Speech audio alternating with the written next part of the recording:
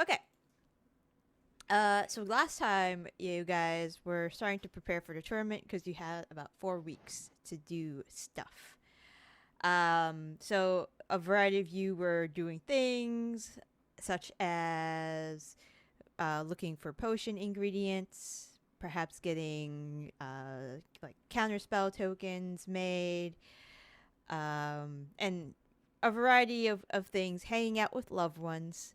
One of the big things that had happened last time was Thanic had informed all of you guys that, well, he had some suspicions because you guys had recently traversed to the Elven lands, and a little bit after you guys had left, there was an explosion that happened at the Temple of Sehanine, killing all the attendees at a wedding, which did include noblemen, both adults and children.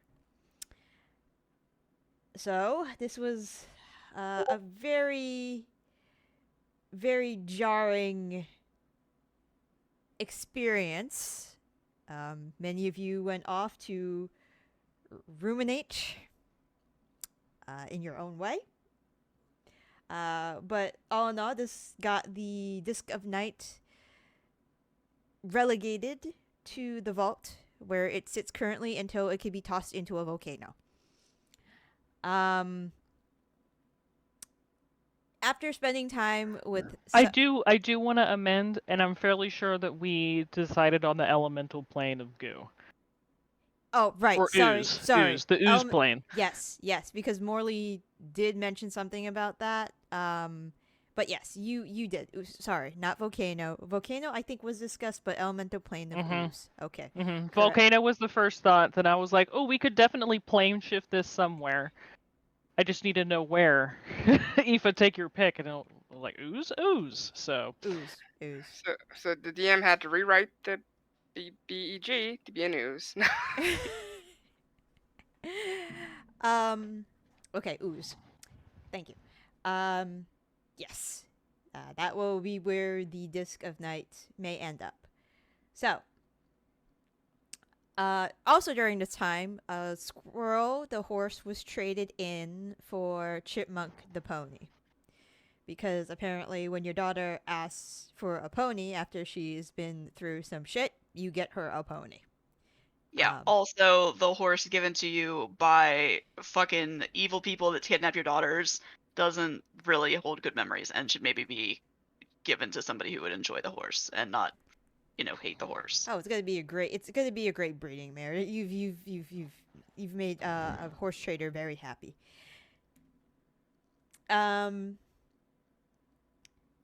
a little bit after, Morley had contacted you guys, saying that the creatures have dropped, and he named 4 locations. The location you had decided upon going to was Southern Robert, since you are most familiar with that location and you do have a way there because you've been in that area before. With the plan of perhaps circling back to the other 3 locations, maybe to try to get the other monsters before other people were able to track them down. So you guys headed to Turk, and spoke to Mama Pearl, who was delighted that, you would happen on her doorstep and would, solve this problem for her before it caused a lot of damage. So she. Hmm? Yes. Yeah, I'm sorry. Oh. I heard for her too and was holding myself back. Oh my god. um. So. I held myself back. It's fine, and I commend you for this. So you guys, she told you there has been an influx of earthquakes that had been happening, and told you generally where to start heading off. So you guys started heading off in that direction, following the little trails of magnetized rocks. Eventually, you stumbled upon a ruin where the strength of the magnetism seemed particularly strong, and Raine went to investigate on the flying broom, where she was almost pulled in by a wave of magnetism that almost pulled her to the ground. I believe you guys. Sorry, on my magic broom? Yes. So we brought along Schrodinger's Loyalar. Loyalar, yeah, no, I got that. Yeah. I saw And we assumed title and- that Schrodinger's Loyalar would allow flight. However, it can be retconned if Schrodinger's Loyalar does not approve of this plan. We didn't know which Lorelor was there.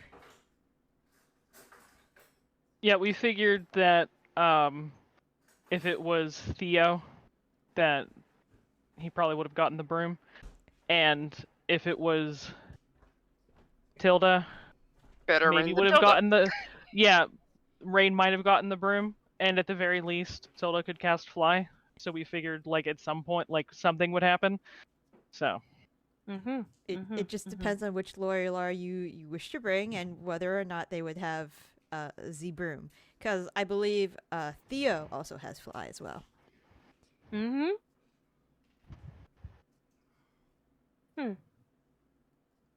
Okay, continue, Darren. You were just describing how KK was about to lose my flying broom.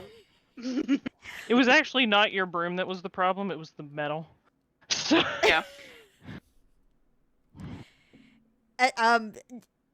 The wave of magnetism. It's not that the broom was magnetic. That was the problem for me. Was potentially magnetic. We left room to make sure that we could retcon anything, because we knew that, we wanted to not step on toes. So we knew that there were multiple instances that fly could be cast or a broom could be used, one of those two options. We weren't assuming, we were just assuming that of those various things, one of them could be done.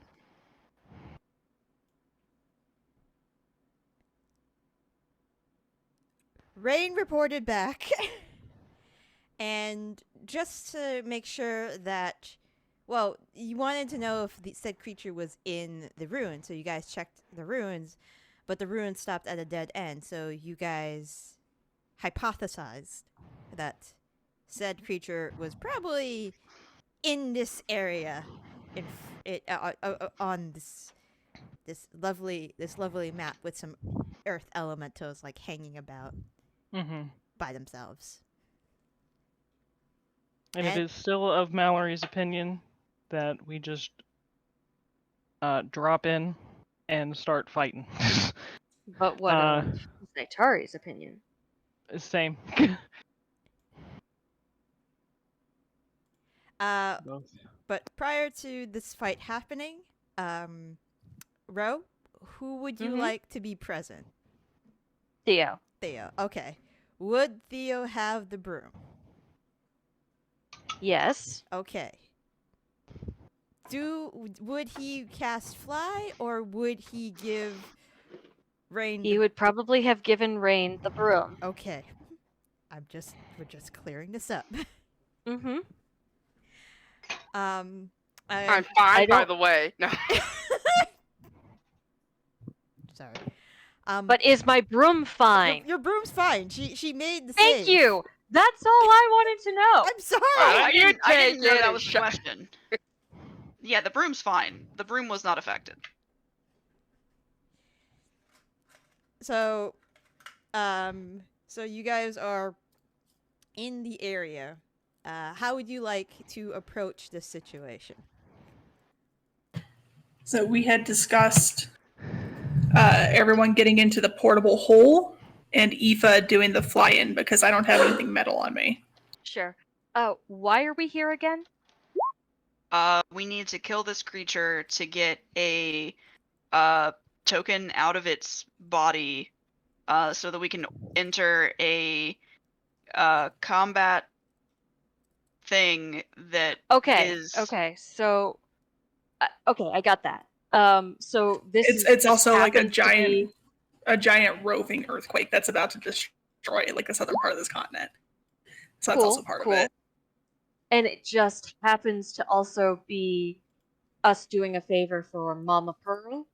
Mama Pearl just happened to also want the same thing that we wanted. It wasn't really. Yeah, we just needed really information, connected. so we just went to her because we figured. Okay. Like, I teleported us to the southernest part that I possibly could. Yep. Got and there. Mama Pearl was there, so. Mm-hmm. See, that's the thing. I didn't get a chance to watch the conversation between you guys and Mama Pearl and see what you guys did here. I also noticed that as far as I know, nobody has mentioned anything about the 300 dead people to either Theo or Tilda. Well, we didn't have a way to get your reaction, so we didn't know how to we didn't know how to do that without, taking your agency out of it, so. Fair enough. Also, I think right now only Zaitari and Aoife know. No. No, the others. Zaitari, the others know. Aoife, It's just that Raine we didn't and tell Melanie the all full know. extent. Oh, okay, yeah, that's it. Assuming that at the same time we would have told Tilda and Theo, but we had no way to know what your reaction would be, so. Yeah, I mean.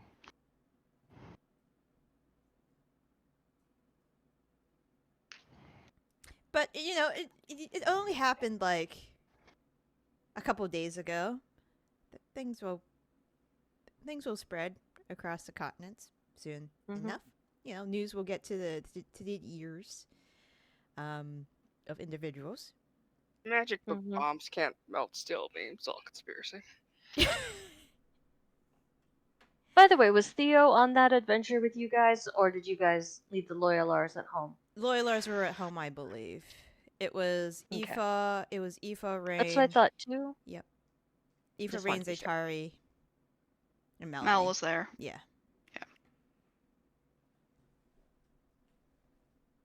Okay. That's what I thought. Just wanted to be sure. And yeah, I'd like, if you don't mind, DM, if we could maybe either say that the Loyalars are still sort of in the dark about the whole thing, or I don't know. I would say at this point, if not told, that you and Theo had heard from the Queen that a catastrophic event had happened in Dorinethil, at Nimino Dorinethil. Okay. That apparently a large group of nobles had perished in a destructive event. Okay. However, the details so far are unclear of how, where that happened. Okay. I mean, in which case, sorry, I know this is sort of ruining the momentum of the episode. Okay. No, it's fine. It's fine. So, if they had been informed of that on the same day as the rest of the party found out, there would have been questions such as, did we know anyone who was in the, were there any survivors? Did we know anyone who was there? Or were any Leonin nobility at all there? And obviously we would not ask these questions of the Queen. These would be not like, because she's got stuff to do. These would be sort of things we would ask of our neighbors, neighboring dukes and duchesses, and saying like, basically trying to get, I guess, trying to get news through gossip. Yeah. Oh, yeah. That's definitely something you can do. And you would probably hear the following: that there are no, as far as you guys, as this as news has been relayed, there were no Leonians in attendance. The majority of the attendees were of elven. Well, the guests were of elven nobility. And this. Hold on. Just rolling. Yeah, it's pretty in the dark, but you have heard, there is a rumor, but pretty much like grasping straws, that it was at a temple. And Okay. it was at a major city. Right. So we don't know that it was a wedding No. either. Okay. In which case, at some point, we would have gathered the party and been like, or been speaking to the party and been like, hey, have you guys heard of these, this terrible, tragedy that happened in, what was it, Nimenel? Dorinethel. Dorinethel. Nimenel Okay, is the Dorinethel. capital, but nobody's sure. Some people thought maybe it was the capital, but some other people thought no, it's another major city that it happened in. Okay, Dorinethel, then. Have you all heard of this terrible tragedy? Something like 300 people died. To which we would respond. At this point, would we know that it was us? In this timeline? I mean, we didn't, and by we I mean Zaitari and Aoife didn't say anything specific about it. It's up to you guys to decide if you want to come to that conclusion or not. Wait. We don't know it. No, don't we know that to some degree? We just don't know how bad it is, right? No, we told you everything that happened. We just, as far as Zaitari knew, didn't know if we were involved or not. We all assumed.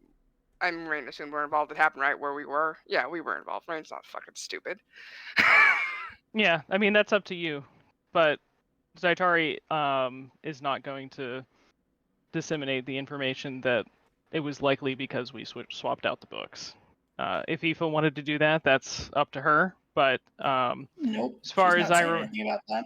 Yeah, as far as Zaitari's concerned, she doesn't want anybody else to have this weight on their on their shoulders. So that's the only part that she would have been vague about. It is the same thing for Aoife. So we have been told that this happened. So yeah, Raine. So yeah, so because I mean, Thanic came to visit, and that was why. So how did Tilda phrase it? Tilda's question was, did you all hear about this terrible tragedy in Dorinethel? Something like 300 people died. Yes. Terrible. Zaitari got a message about it. It was at the location where we had our little infiltration. Raine's not lying. I mean, like I said, if you want to come to your own conclusions, that is up to you. All we did was take a book in and swap a book out. It wasn't explosive. It was a book. Books don't kill 300 magic? people. I don't know. I beg to differ, darling. There are tales of various magical things that seemed innocuous at the time, or innocent, and then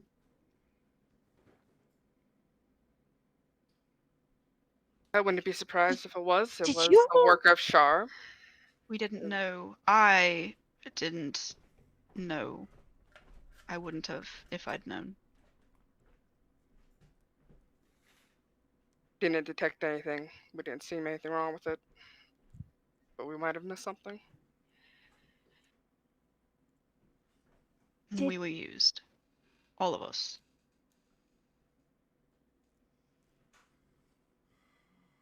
Theo asks, "Where's Aoife?" She's just like in the corner of the room, arms crossed, just watching the Oh. conversation. Okay, I didn't know if you were still there, if you would have ignored the summons of, you know, and just been punting things. In that case, suddenly she appears in this corner because, and both Tilda and Theo turn to you, Aoife, and Theo asks, "Are you all right? Do you need to talk to someone, or?" I mean, I feel like we do this dance every time. I don't talk to people. I'm fine.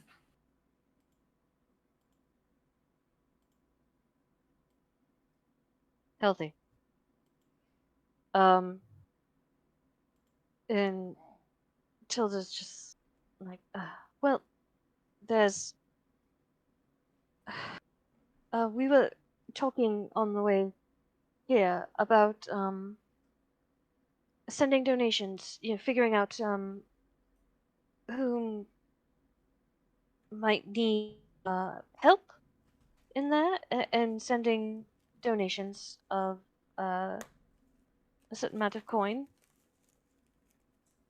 if they'll accept it. I don't know if it would go to the right people. They killed a number of innocent people because we were there. And as much as Who did?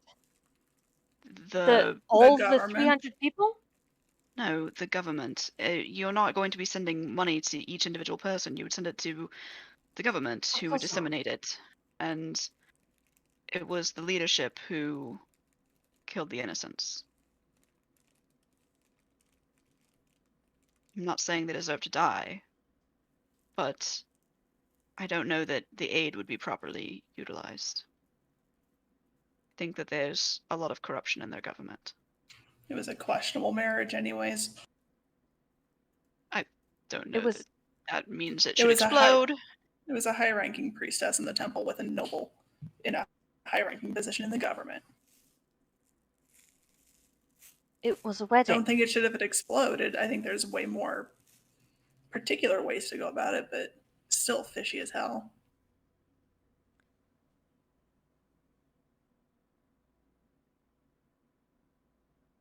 So, let me get this straight here.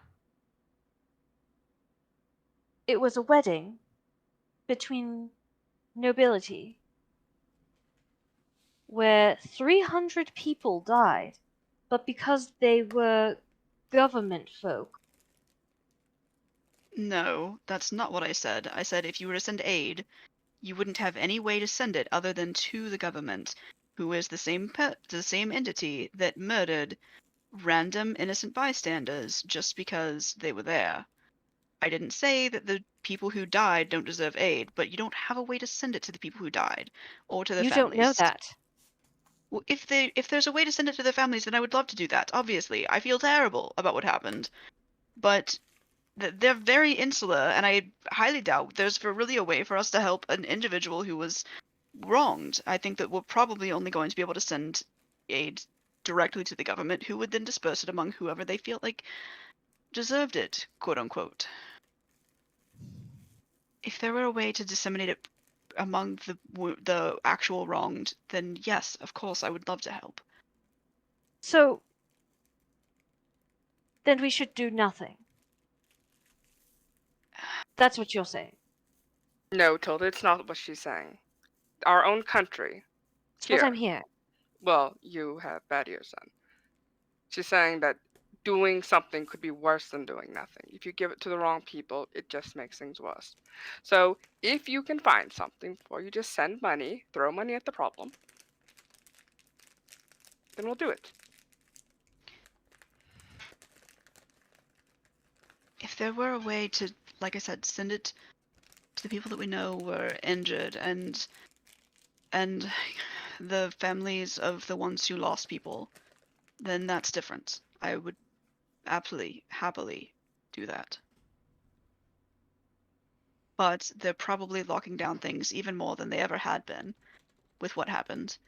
And I doubt that even a letter would get through to an individual right now, let alone any sort of individual aid.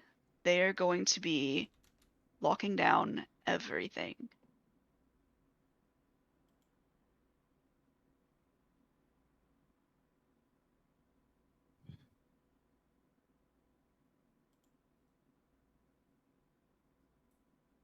And Tilda looks past everyone to Aoife and says, "What do you think I about think all I this?" don't give a shit about a few dead nobles. My stance hasn't changed. And then she'll leave the room. You don't care about the non-nobles, the children, the people who weren't part of anything. She cares. She's just in a lot of pain right now. As we all would be in her shoes.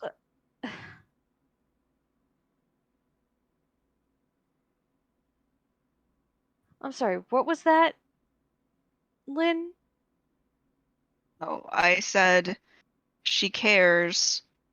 She cares about... Yeah, she just... About the non-nobles. Yeah, that's what I said. She literally Yeah. has been saying that she wants to take down the government. Oh, I mean, know. so I know. I She's can't been say that she lawful cares evil about the since day nobles. one. But I She she does. understand. destabilize every major world government. That hasn't changed. I understand that.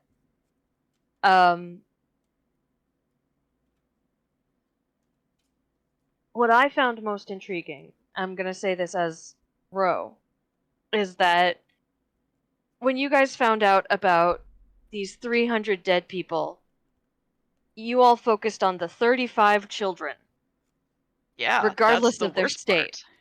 part. I'm not saying that's not a tragedy, but that leaves 265 other people that you just didn't give a fuck about because they were potentially noble. I don't And think if that that's what ever... we... That's... I mean, that's not what we meant. We meant the children are the biggest tragedy. I mean, even in the real world, I think that if a bunch of people die, the children are the biggest tragedy. So...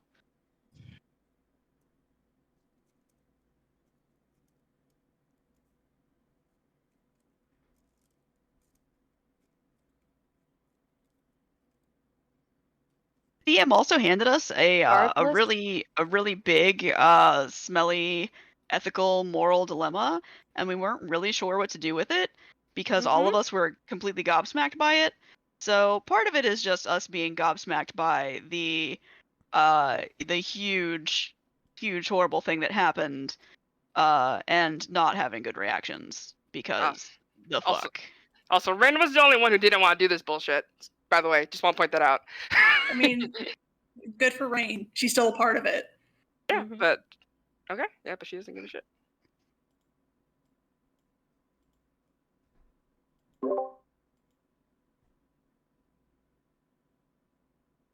Tilda looks around at all of you.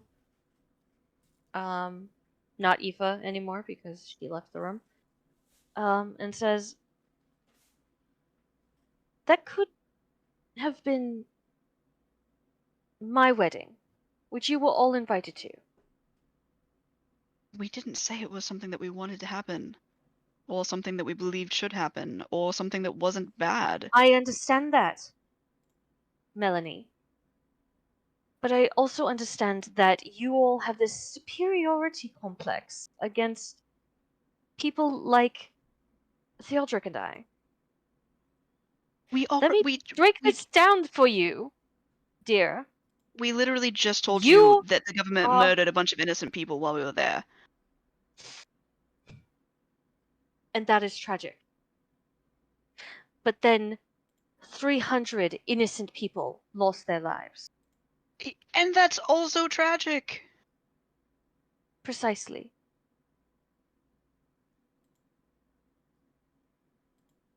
let me break this down for you all. You are here in this keep because you are no longer common. You, Sir Melanie, are noble. I look at Raine. You can stop now, Tilda. You are wrong about your assumptions. I cannot explain that enough. I don't particularly like what happened, and I'm down to donate to it to go kill the fuckers who are responsible. But it was not something that was out of the question. And you all felt, all of you, including you, Tilda, you did not advise against this, nor did Theo, that we needed those weapons to save our child. And that was my priority. And I make no apology for that, and I never will. Now, if you want help to get something done about it, I'll do that. I'll be there when you call. But you are not better than me, and I am not better than you. And you will not break it down and explain it to it as if I'm a fucking idiot. I leave.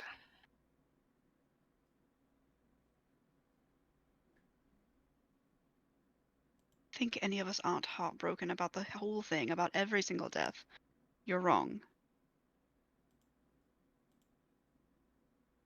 Plus, we're heartbroken.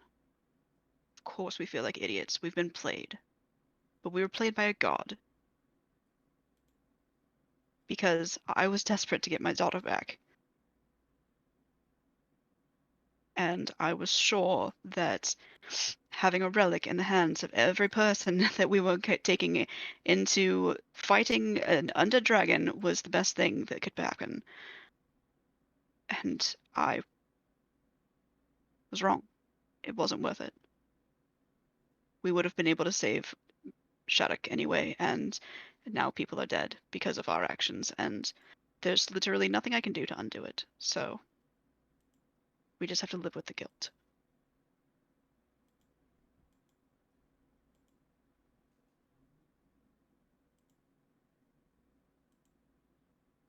I'm going to go hug my daughter. Melanie leaves.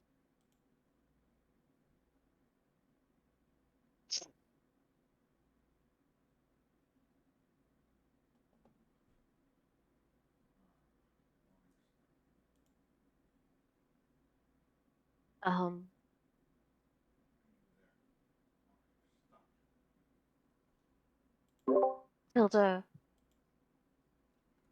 just looks at Theo and says, "We're going home."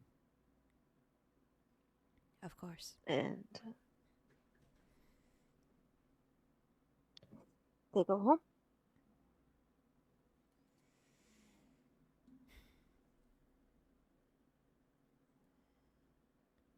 Okay.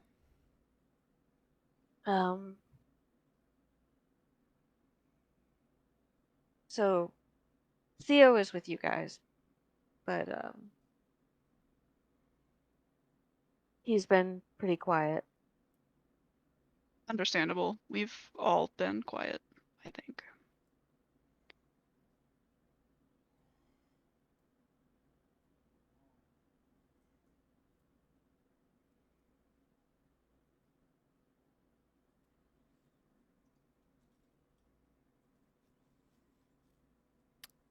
Okay.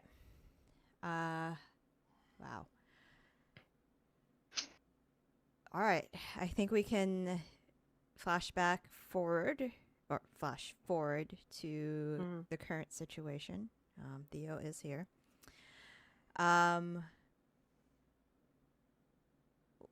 So the plan is Porboho Aoife goes down first, or dive bombs first. Yeah. All right. I'm gonna make the assumption, if it's not already made, that Raine is going to do this invisibly, so therefore when Aoife pops out, she will be the first person seen. Because there are 3 earth elementals that are in sight. They are making no actions to actively hide themselves. Oh, before we forget, because everyone else mentioned it last time, as far as who was taking off any armor, Is Theo going to wear his armor? How strong was the magnetic? She rolled a nat 20, and we know that that passed at a 20, but we don't know what the DC is. Yeah, we haven't really had a chance to experiment with it. Okay. But it was a Pretty strength roll. close. Yeah, it is strength based. Yeah. Okay. Mel's keeping her armor on. Yeah, I think Theo is as well. Could Aoife, before going in, I will cast invisibility on myself, and drop me off like right here. That way I can be a little bit up and out of the way, since I'm going to be range casting anyways. I mean, yeah. If I'm going to be on the broom or with fly, whichever one, I can let people off at different locations. The original plan was to just have Eva drop into the middle because she won't take fall damage, and she's not magnetic in any way. Yeah, I just thought about it now because I realized there were kind of levels going on here, so I'd like to try to be a little bit out of the way. That way I can do some other high is shenanigans. that cliff, Darryd? Yeah. We'll designate it's about 15 feet. I mean, 10 feet up. Okay. So it's not huge. It's if we not were to fall huge. off of it, it's not going to take a ton of damage. Nah. So let me just ping right now. So like this cliff to this cliff is about like 10 feet. However, if you're coming up to here, let's just say it's like 5 feet from where Zaitari's current token is. So 10 feet from the bottom, 5 feet from when you get to the next elevation up. So if you're on this guy up here, it's going to be 15 feet up, like at the corner. Yeah, Raine might want to be up on a ledge. Do you think we should have them near each other, Mallory, or do you think we should spread out? I could I mean, I'll cast invisibility on myself, but I could also cast greater invisibility on you once, like, the first initial round comes to pass. So. Okay, so I'll have myself like dropped off here invisibly, and I'll actively hide, and then go uninvisible so Zaitari can see me if she wants to cast it. If not, I'll just. Do believe it is a touch spell. Let me make sure. It might be 30 feet. No, it is touch. So if you want it, you have to be next to me. I'll be on the ledge with Zaitari, like here or something. Yeah. And I think if we use the broom, the intention is for Aoife to hop off of it and chuck it into the portable hole well before she hits the ground, so it's already out of the way. That's handy. That way it's not damaged. Yeah, I have slow fall, so, and if we want me just to airdrop in with Theo and Mel, then it's better to just have it out of the way and somewhere safe from the get-go before I hit the ground. That's fine. Do you want to be hasted, Aoife? I never say no to a little haste. Okay. You might want to hold on to it, though. Yeah. Conserve as many spell slots as possible, because these are just earth elementals. And we got some big asshole causing earthquakes underneath. Also, we don't know how much damage we might be taking. It's possible that we'll take enough damage that holding concentration is going to be difficult, in which case we might be stunning somebody if we haste them. That's fair. Yeah. Because we might, it might be like that sand thing that had like an AoE constantly. So we might be making constant constitution saves for concentration. Oh, just in case, I'm gonna oil my ass up. Anyone else need any oil Sabrinas? I will oil myself up. Thank you for reminding me. I always forget about that stuff. Mm-hmm. Yeah, I will also do that. Does I have one. Theo need any? I have a lot extra. Yeah, sure. Why not? It just makes you impossible to grapple, right? Freedom of movement. Yeah, freedom basically. movement for 8 hours. No Yeah. concentration. All right, I'll take one off my sheet. So give it to Theo. Well, hang on a second. I do have a ring of free action. Oh, Oh, okay, Oh, you're good. that'd Yeah, be the you same already have thing. it. So yeah. Aoife will take it though. all right, yeah. And I heard on the last episode, Raine, you took back the cloak of displacement. I think I might have said that. My intention was I take it back if Theo is not with us. If he's with us, he can keep it. Okay. Because I'm going to maybe need it for the tournament, so I don't need it now. So he has it Right. for now. Okay. So I have that, and I have that.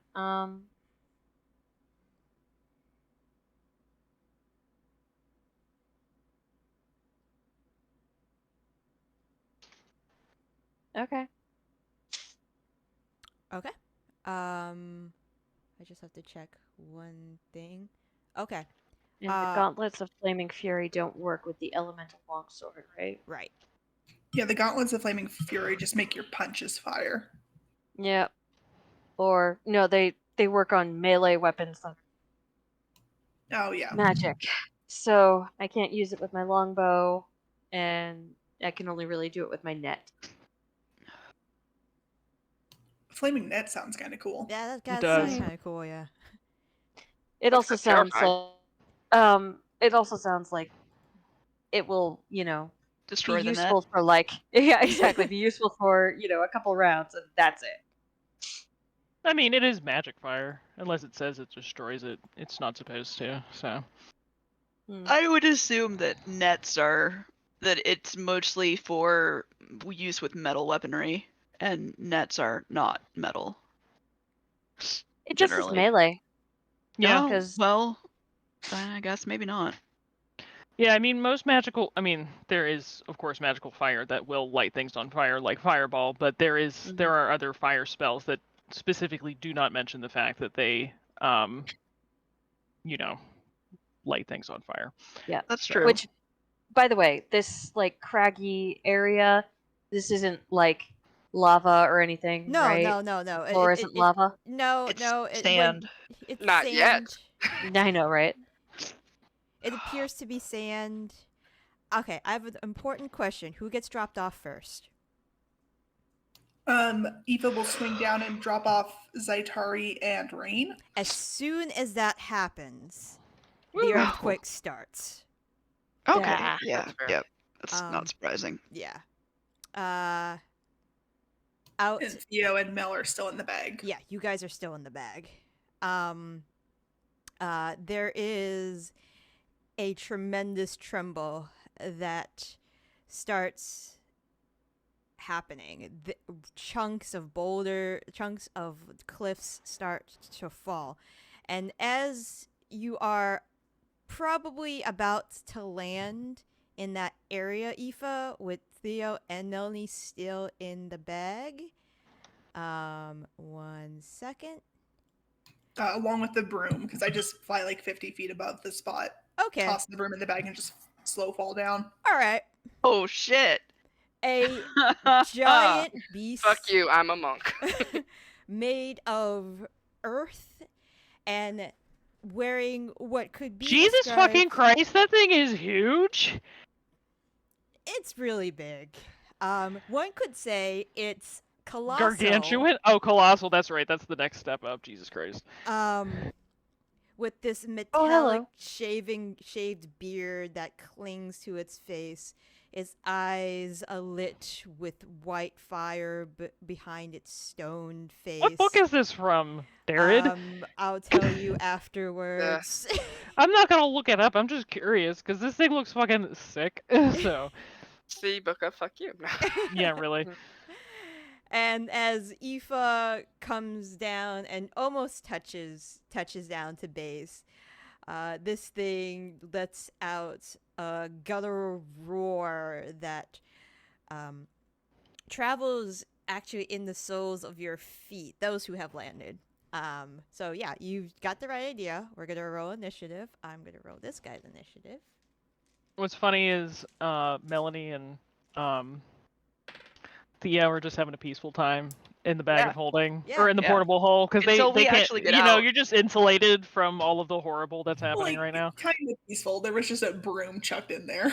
Yeah. Yeah. Oh Yeah. god. So Nobody's I eyes were poked out or anything. hopefully not. Yeah, I know. I was thinking this might be like a Zaratan or something, and this isn't a Zaratan, but it's of the same scale as a Zaratan. Is a flying broom a monk weapon? Let me take Tavern Brawler, and everything's a monk weapon. Yeah, really. True. And the earth elementals will go at their own pace. At their own pace. Earth elementals are known for their speed. Oh yes, they are known for their speed. They didn't do too bad. Oh damn it! Oh god, I'm last. Great. Happy day. Hold on. Okay, I'm gonna have a stupid question. How do I start? I've never done this, and I should learn how to do this. You need a round counter? I need a round counter. Okay, so if you add turn, Okay. you just need to name it, and in the initiative, you're just going to do +1. And each Or just say each one. round, it will go up by 1. Oh, interesting. Okay, great. So do I I always You just just change need it you just need to manually. reorder it if you want it to be at the top or bottom. There we go. So, Thank you very much. yep. All right. Didn't know you could do that. I always do mine manually too. I was about to do mine's manually. All right, Raine, it is your turn. We're big dumbs. What can we say? Can I yell? Well, I only learned it through the forums one day because I was like, "How do you do this?" And it was just like, "Yeah, you do it this way." And I'm like, "Oh, that's great." I say, let's take out the ads, and I'm going to fire at the one to my left. I'm going to aim. All right, Hoja, I'm gonna give these colors don't mean anything, but they're just for my own, you know. Don't you already have advantage because you're invisible? Well, I said I was invisible, so you could Oh, see okay, me. okay. Yeah. Although, now that I think about it, I could have just been in it, but I said it, so that's Yeah, it's fine. if I had to go before you, I could have just attacked, and I would have been visible then. But oh well, life's rough in the big city. I will sharpshooter this. So add 10. I couldn't find a way to add 10 without adding it to like every roll, and I don't get plus 40. So, hand crossbow at advantage. There we go. All right, nice. So that is 69, nice, plus Nice. 10, 79. Awesome. As like 89 89. plus 10. 89, yeah. Well, let me make sure. Well, it doesn't matter. It was a natural one, but yeah, sharpshooter was Alright. on. So Jesus Christ. Like nearly like half of the rocks on this thing's body just fly across behind him as the bolt makes a huge impact. Would you like to move or take a bonus action? I cannot move. Actually, I aimed as my bonus action, so Okay. I am here. All right, great. Melanie. Am I on the ground? No, you're in the bag. How far above the ground are we? I think you're Like, about I'm- 5 feet, you said? I started up at 50 feet and dropped in, so I had time to put the broom away. All right, you're on the ground. Aoife's on the ground. Okay. On the ground. I use my movement to get out of the bag, Okay. and then I'm going to pull my sword out and just say, "All right, let's try this." And I'm gonna use Giant's Might. Mm-hmm. Yeah, there we go. It's the best ability. I love it so much. I become large. And then All right. You are now large. well, hold on. Then I'm gonna drink my potion of growth. Okay. Yeah, let's fucking go. All right, we will do this. So We have been holding on to that for a long time. I've had it a long time. Does it make you a size larger? Yeah, it does. Yes, Alright. it does. So Melanie just goes fucking gigantor. Ultimate power. And D&D is so stupid. I love it. Phenomenal cosmic powers. Itty bitty living space. Let me double check. I think doing that took my action. I Hold mean, on. the portable hole is really big on the Yeah. inside, but I mean, you know. I left the hole before I did this. Oh no Otherwise, it would I know. trip I'm around just me. saying it's hilarious because it is kind of like you're coming out like a genie and you're getting fucking huge. Fucking massive. And so that's my turn. Okay. This thing's turn. It's going to look at the now large, huge individual at its feet. Do I and- come up to like its knee? Like how far up on this creature do I even come? Probably to the chest, I would imagine. Like its thigh. Yeah, you're like waist height. Okay. Yeah, you're about waist height. Let's see. So yes. Let me see. 5e size chart. Okay. With DM its- says waist height. Right. With Oh its- no, I'm just looking because I can't imagine it in my head. Yeah. So, as you are very close, and as everybody can see now that this being has emerged from the ground, it has 4 arms. The first Oh, attack no. is going to gather the earth, concentrated in his fist, and he is going to attempt to slam you, Melanie. Okay. That is a 25 to hit. Oof. That hits. Hold on a second. That's just a regular roll, right? That's a regular roll. Regular roll. Okay. Yeah, that hits. Okay. That is 16 bludgeoning damage.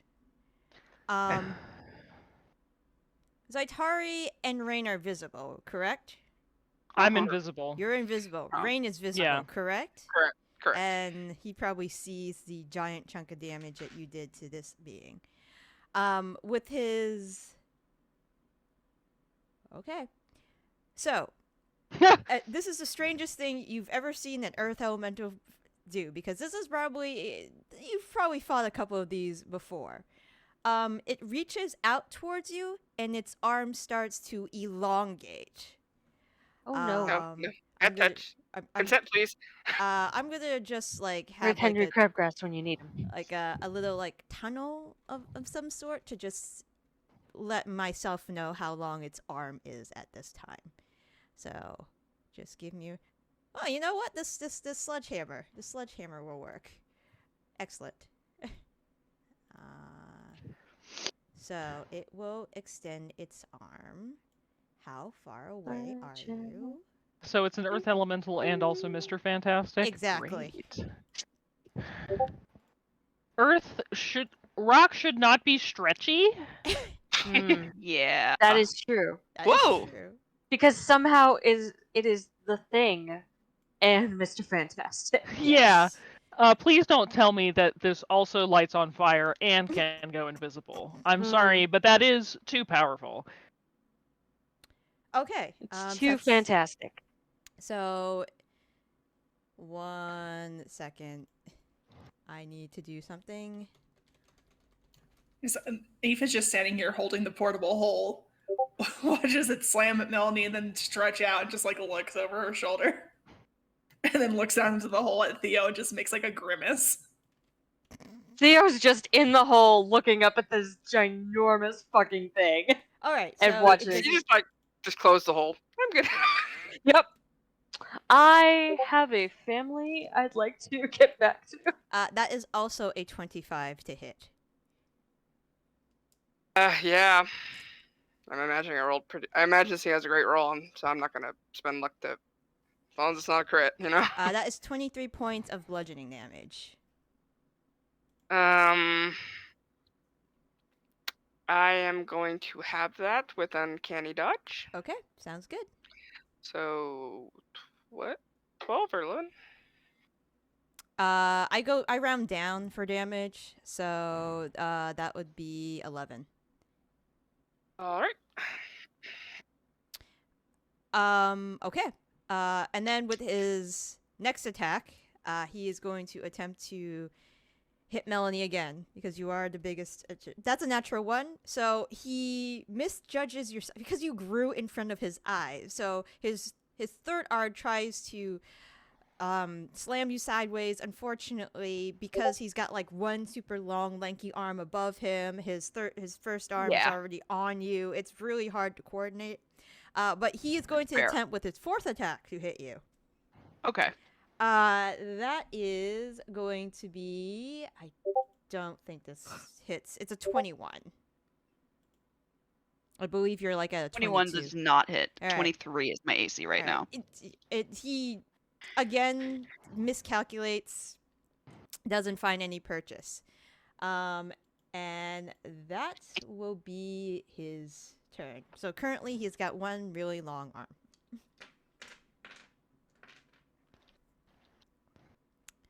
The earth elementals are going to... Okay. Guys, we all just need to look like really super cute and pathetic, and they'll leave us alone. We're just yipping little chihuahuas right now. This guy's gonna burrow through Teeny tiny kittens. through the earth and stone and go next to Melanie. This guy is going to do the same. So that is 10 feet down, 15, 20. All right, towards Aoife, and then this guy is apparently gonna go this way. So 10 down there.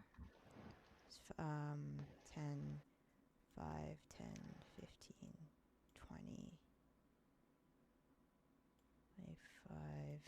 And he's gonna disappear into this rock. So he is currently in a rock. I'm just Good for him. Yeah, so Yay. he's become one with the rock. This earth elemental is going to attempt to just slam you. This earth elemental does not slam you. 23, I believe, would hit. Who, me? Yes, this was the second attack. 23 is my AC, so yeah. For, no, 9 bludgeoning damage. The other one's going to attempt to hit Aoife. That is another 23 to hit. Yep, that hits. And I don't think the other one hits. That's only a 15. Yeah, miss. All right, the 23 will do 11 points of bludgeoning damage. And that's their turn. Aoife, it is your go. Can I just set the portable hold down so Theo can get out without using like my action or something? Sure. You could just drop it. Yeah. I'll just set it down like right here so he can climb out. Bonus action, I will pop out my arms. Mm-hmm. And action, I'm going to slap the earth elemental that just walked up to me twice. Okay.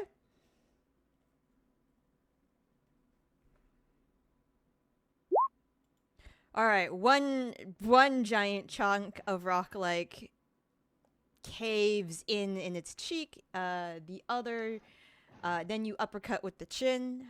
It has no more chin. It's gonna take a turn. It's gonna take some time to reform its chin. So it's 27 points altogether, correct? Yes. All right. And your fists are magical, if I remember correctly. Yes. Okay. Yes, they are. Would you like to take any bonus actions or move? Bonus action to pop out the arms. All right, bonus actions the arms, right? Yeah, I'm gonna stay here. Okay, great. Theodric, there's light that comes in from the hole that was just dropped. He will grab the broom that was thrown in here, and unceremoniously, hop onto it, and use that to get out of the hole. Okay. And can he also scoop up the hole while? Yeah, I'd say that's fine. I mean, it's a hole, so it's not like. He's going to fly up into the air, to like this guy's okay. So hang on. Let me. 1, 2, 3, 4, 6, and then however much it takes to get there vertically, up to like his shoulder. Mm-hmm. This guy's shoulder. Mm-hmm. I imagine I would have gotten an attack of opportunity from this guy if he wanted to. He'll From attempt pink. he'll attempt it. Yeah, Okay. nope, it doesn't work. It just she Oh. swings like a batter and misses. Okay. And while I'm flying, I'm like folding up the no wait, no, I'm not gonna do that. I'm just scrunching the portable hole in my hand, and I'm going to attempt to land on this guy's shoulder. One of them. Okay. Because I believe he has many arms. Yes, he does. Yeah.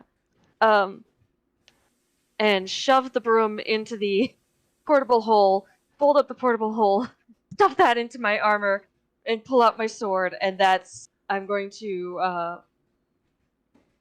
take the dodge action if I Okay. can. Okay. Well, okay. You can try it. And I'll use the rest of that as like a bonus action if that's okay with you. Okay. Or I'll do the opposite if you think like, okay, that's a lot of. I'm totally okay with you saying like me folding up the Yeah, I think that's portable hole and stuffing it somewhere safe is. Yeah, I think that's like doing all of that, picking up the hole, going up there. I think that's would Yeah, be your okay, so entire action. Action, right. In that case, I will. Man, I wish I had rage.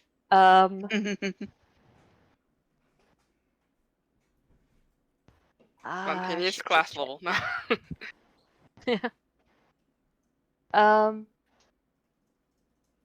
Oh, I will cast Shield of Faith on myself. Okay.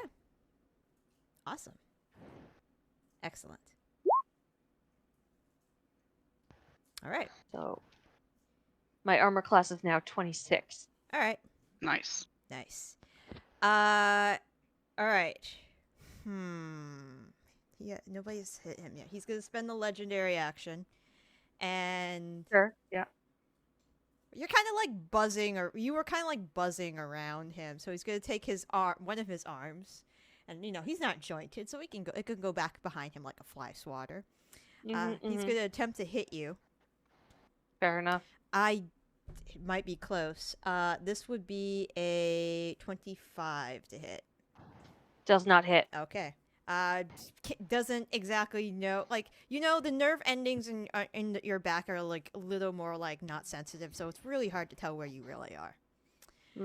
I'm gonna use my reaction to attack with Sentinel. Okay. So that's 24 to hit this guy. All right, 24 does hit. He's very easy to hit. I assumed so. Does it count as flanking? Technically, yes. So let's see if you crit. You're welcome. No. Also, is your Giant's Might damage per turn? Let me check it. Because if so, then you'd be able to get it, I think. Yeah. On each of your turns, one of your attacks. All right. Yeah, then you can add it on. But you're also larger, right? You're huge. Yeah, so I have. You should I have more. Hold on. Enlarge.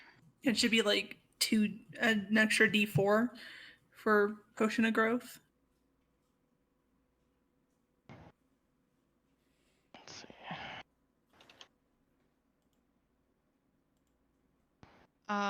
Yeah, it's an extra 1d4.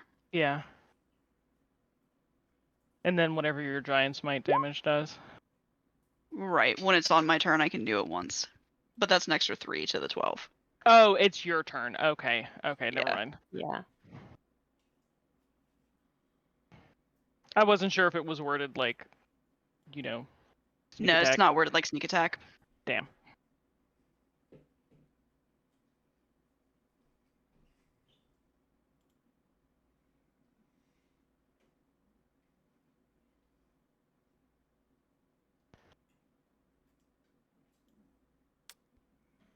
So that is okay. Funny thing, Melanie, as Oh you boy. hit this creature, you notice that the slashing does a good amount of damage, but the thunder damage, there are additional chunks you don't expect that fall off of his Ooh. face. Right. And he looks Yeah. he starts getting. If a giant boulder could look even angrier, this is the time that a giant boulder looks even angrier. Maybe imagine some like magnetic, like slanted, dashed marker eyes or magnetic fillings that are making the angry face. Too bad I don't use Thunderwave anymore. But okay. So my invisibility is going to drop as I reach out and touch Raine. I do the Spider-Man hey thing on the shoulder and cast greater invisibility on Raine. That's a 4th level spell slot. And then as a bonus action, yeah, okay, you're within range. I am going to. I think it's 60 feet. Yeah, okay, it is. I'm going to give a bardic inspiration to Theo. Theo? Yeah, I'm gonna give it to Theo. Because strength saves, because you're using metal too. I have no offense, but I mean, Melanie's fucking huge, and has that belt, so she's a little This OP is when it comes to that shit. less inspiring than I was expecting. Well, it's Mallory just to justifying her choices. And that's my bonus action, and I will be moving as soon as Roll20 lets me. But for that, like, pretty much my turn has ended, unless this thing can get an attack of opportunity against me. I don't think much is going to change. Oh my god, please. I'm just going to refresh it. But yeah, that's basically the end of my turn. I'm just going to back up like 15 feet 15 feet? behind Raine. Okay. It's gonna try to hit you. Okay. Um, My AC is a 15 right now. If it's lower than that, I will cast Shield as my reaction. okay. It is a 25 to hit. Okay. That's going to hit no matter what. Okay. So it is a good thing I have Armor of Agathis on. 11 points of bludgeoning damage as it just kind of cocks you one in the face. Okay, it takes. What is it? It's 5th level, 5. Yeah, 25 points of cold damage. Okay. Or is it 20? Because isn't Armor of Agathis 2nd level spell? It's a 1st level spell. All right. So, yeah, it'll take 25 points of cold damage, and that'll take 11 points from my temporary hit points. Okay. Sounds good. Thank you for the angry eyes. It's going to use a legendary action. There is that movie pulse of magnetic energy. Wow. Even though magnetic energy doesn't do that. Movies. But and it's cinematic. It's cinematic. I know that this will not affect Raine, Zaitari, and Aoife. However, it might affect Theo because it's coming from it's emanating from the base. So Theodric and Melanie's already like base to base contact. So I mean, she might attempt to like give it a hug, but whatever. Also, this is round 2. For some reason, It started the counter at 0. Yeah. 0. Yeah. Okay. So Could you roll me a strength saving throw, please, Theodric? strength saving throw. Mm-hmm. Sure. Oh yeah, you're fine. Oh, okay. Yeah, you're fine. Thank You you. make it. It's not as strong as a pulse as you think. I mean, you do like lose your footing momentarily, but you manage to stand on. There's so many nooks and crannies on this guy's back that it's not too difficult not to be dragged. I like to think I'm also like hanging on to one big like spike, just trying desperately not to Yep. be bucked away. Yep. Okay, Raine. By the way, Raine, this arm is still there. So this guy, I have a shot on him. Mhm. I will try to hit him. I am invisible, so I should have advantage. Yes. I will take it.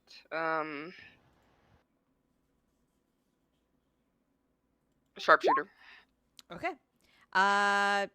Finds purchase, goes straight through the head, out the back of the head, and then it crumbles into a bunch of pebbles.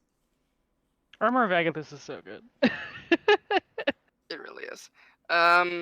Since I really don't have a lot to do with my bonus action anyways, I will just be double sure and disengage, even though I'm invisible, so it shouldn't provoke anything. I'm gonna go 5, 10, 15, 20, 25, 30. Actually, I'll stop here. And that'll be my turn. Okay. Melanie. Alright, so first, I'm going to use my bonus action to activate my Hill Rune. Okay. Which gives me resistance to bludgeoning, piercing, slashing damage. Effectively raging for the next minute. Basically. Hey, before, I'm sorry to interrupt, but I just noticed that Theo has the Sentinel feat, so Melanie's attack against this guy, Probably wouldn't have procced. Does yeah. Aoife have Sentinel? No. Yeah, it doesn't have Did this guy attack Aoife since the last round? I think he did. It was one I attack. got punched by the pink earth elemental. Yeah. Oh, Big okay. boy hasn't attacked me. Yeah. Alright, then undo that damage. All No right. one would have been able to proc it then. You do not know that the thunder damage did anything. Sorry.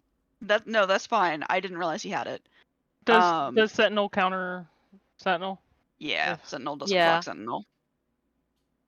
For certain so things. I'm gonna go ahead and do my attack. I should have advantage. Yep, 'cause I'm So I'll do one more normal roll just to see if that. No. Okay. So then I'm gonna have an extra D4 and an extra D8. Okay. And then that's my first hit on the bound Colossus. Okay. So that's what, 30 points of damage, not including the double from thunder. 13 plus 12 is 25 plus 25. 1 plus 4 Yeah. be 30. Okay. And then go ahead and do 2 more. That will hit, and that will hit. 19 hits. Yeah, it's 19 hits. Oh, It's This thing fucking is huge. huge. That's fair. And then I'm going to go ahead and well, that's my turn actually. Okay. Additional. Are you adding Sorry, your Ben. enlarged damage? Oh, I forgot it on the second too.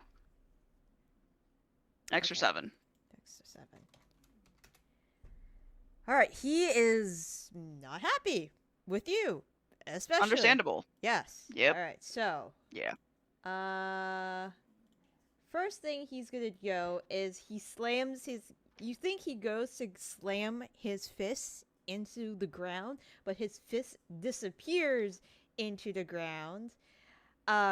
He doesn't know you're Fair. slippery because I believe you are slippery.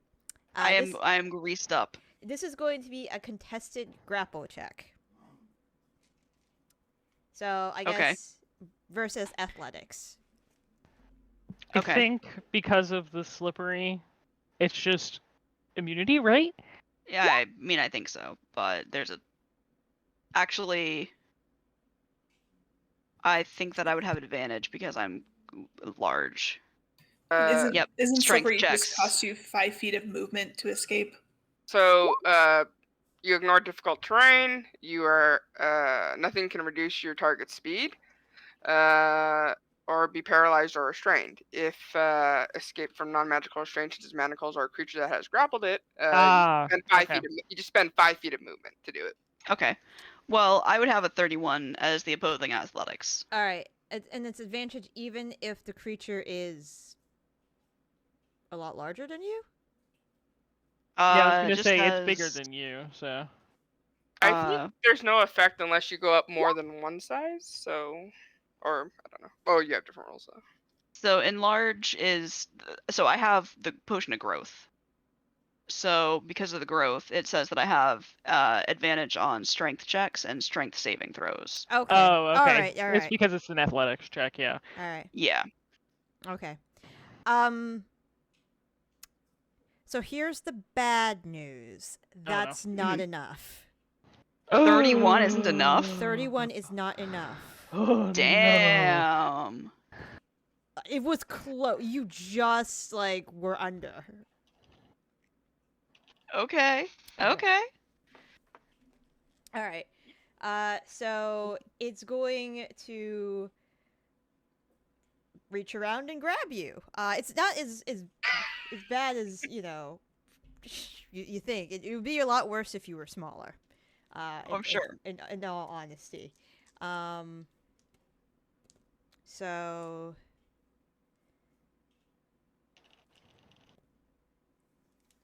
So 29 bludgeoning damage, and you are considered restrained.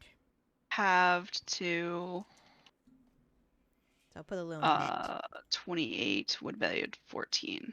The tiniest of nets.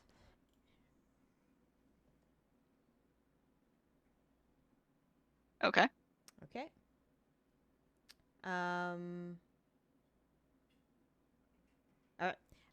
The other arm is going to. Oh, technically Theo's not on the ground, so he's just gonna try to smack him. Nope, doesn't. It's gonna.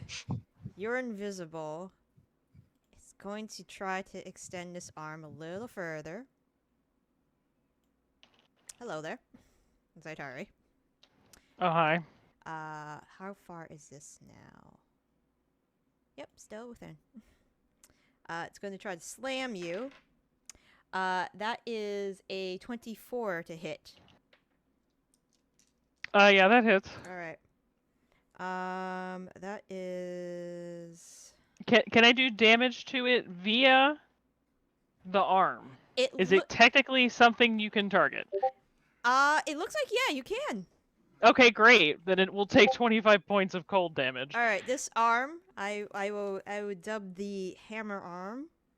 Takes 25 points of cold damage. And I need to, and it looks like it's starting to break. Like it looks like when you hit a like a mud stick or something, like that chunk is looking real thin from where it's still holding together. Mud stick. Mud column, mud stick. I was thinking about a cylindrical mud rock thing. Okay. So Theo, I'm as lost as you are, Lynn. okay. I was like, I've not heard this phrase before. And then the last one's going to go to Aoife. That is a 27 to hit. Yep. All right. That is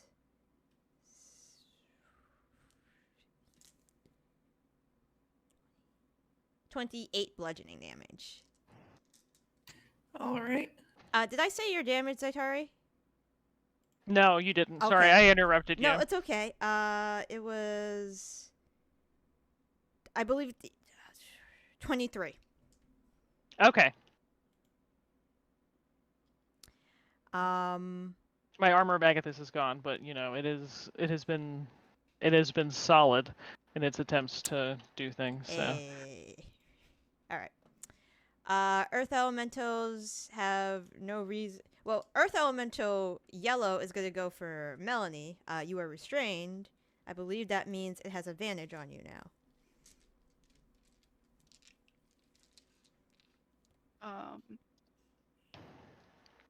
I can't remember. Wait, who's restrained? Melanie. Melanie. Technically, you can't be restrained. Technically, you should be restrained. Okay, she is not restrained. She's just grappled, but she can break out of it very easily. Okay. Not restrained. Still doesn't hit. Other attack probably is going to hit with a 25. 25 does hit, yeah. Okay. Is it bludgeoning damage? Yes. Okay. 14 bludgeoning damage. So 7. Okay. Gotcha. The other one's going to try to hit Aoife. The other one does not hit Aoife the first attack. Second one doesn't hit Aoife. You are just a whirlwind of dervishry. Okay, Aoife, this is your turn.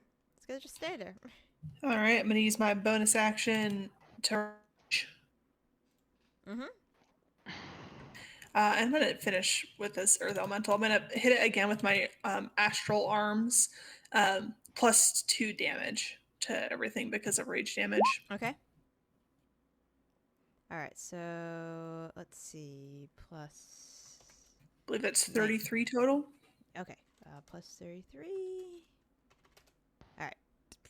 Huge chunks taken away from its shoulders that is having trouble reforming. That's my turn. Okay. Theo. Actually, before that happens, he is going to take a legendary action, and he is going to attempt to...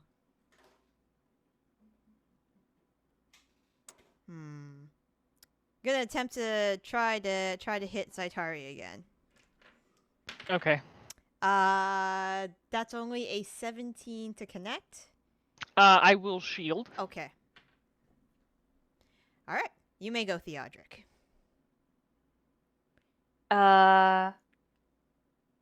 Theo,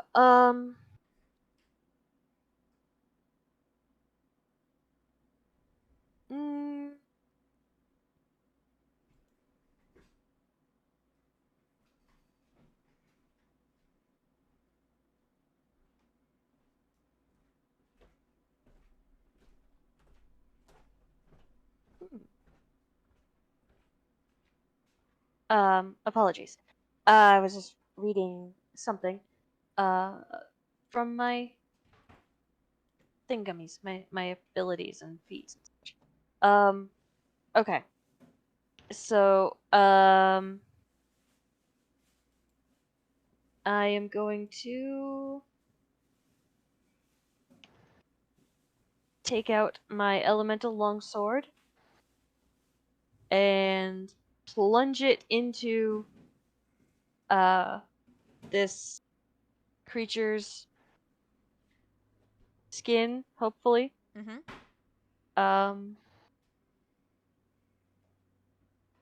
I will use... Hang on, let me think about this. Okay, have we noticed anything? Okay, yes, so Melanie has gone again. So, Yeah. would we have noticed the Yes, you would thunder have. damage Yes. doing stuff? Okay.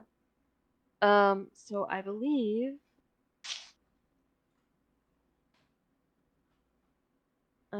do an extra 2d4. Damn it! I get fire, lightning, cold, or acid. Not Acid's good damage. against rocks? Is it? I don't know. I'm just saying that it's Yeah. most likely to not be resisted, so. Mm.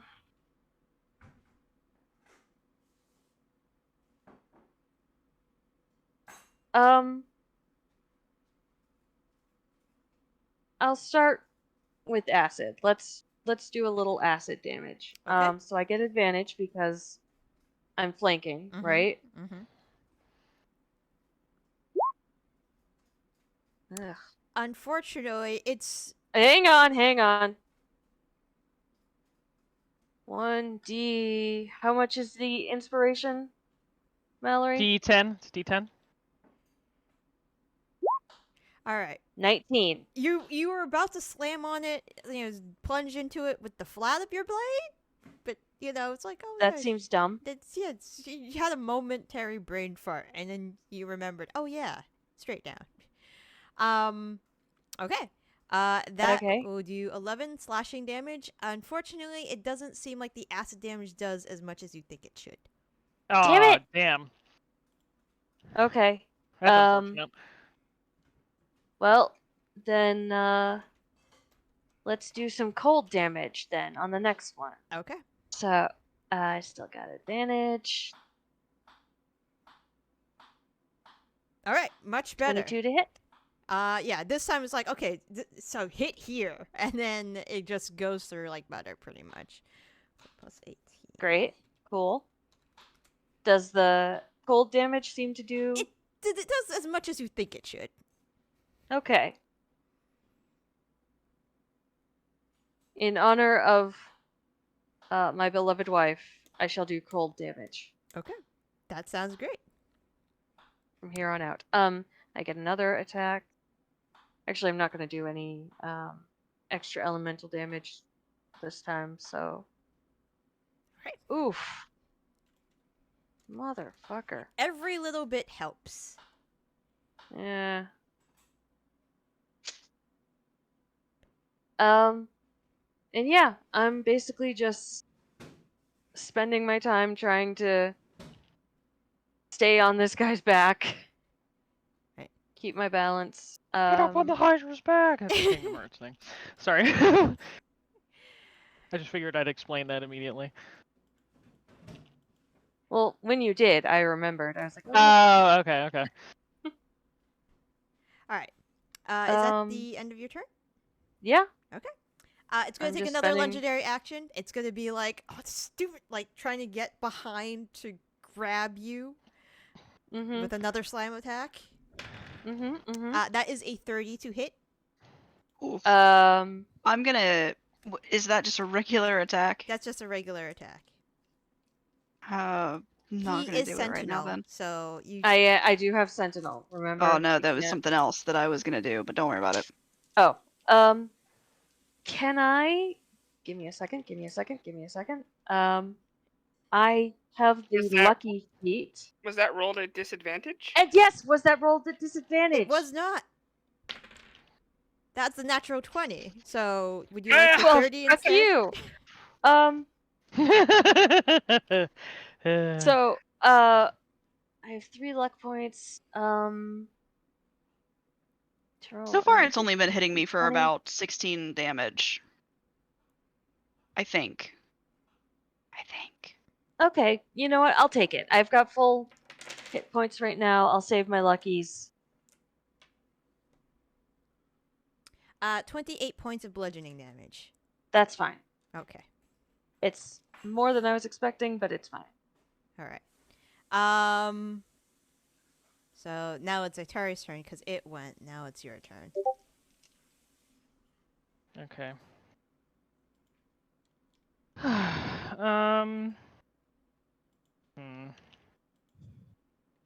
You'll just hear Theo go, ah! You know, Yeah. when he gets. Swatted like a mosquito. Oh, but I do need to do a concentration So it'll be check 14, I with believe. advantage. Yep, Yeah. we're good. I still have Shield of Faith up.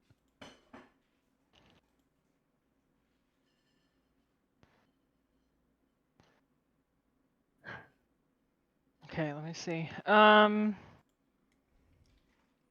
had an idea, now it's like completely fucking gone. Oh,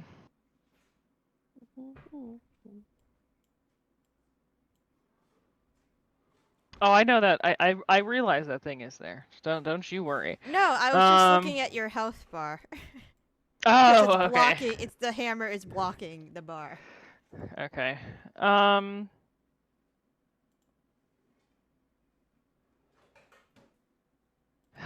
Yeah, I think I'm gonna do chain lightning. Let me just double check on the thing here. And by thing I mean range. 150 feet, and it's 30 feet at the first target. So yeah. Okay, so I'm gonna cast chain lightning on the big guy. Okay. And also try to get the other two with that. So. All right. All right. Okay. So Um. that's the 3 bolts then leap from the target to as many as 3 other targets, each of which must take 30 targets. Okay, so they just all need to make dex saves. Which they all fail. Okay, great. Nice. 41 points of lightning damage then. If it's possible for that other bolt to attack the stretchy McBad hand, that would be great too. But I don't know if technically I can target it anywhere along its length or what. So I would say you can get all 3 of the elementals. okay, that's fine. All right. Yeah, taking like you see like the chain lightning arc towards the Colossus, and it does attempt to like bend the arc lightning tends to like bend out of the way, but it's just too much for it, too much lightning to do so, and it just hits the Colossus. That's fine. Okay. Is that your I had turn? to try. Yep, that's it. Oh wait, no, hold on, I lied. Bonus action again on Theo. Okay. For thing. Inspiration. Yes, thank you. Words are hard. We're charged like stone. Okay. Try to hit each. It's good to try to use its other legendary action. Try to hit Melanie again. Okay. You grabbed. Doesn't, because apparently it's very hard when his hand is blocking you. But it's Raine's turn. I will target the little guy nearest to me over here, yellow. Mhm. Advantage, sharpshooter.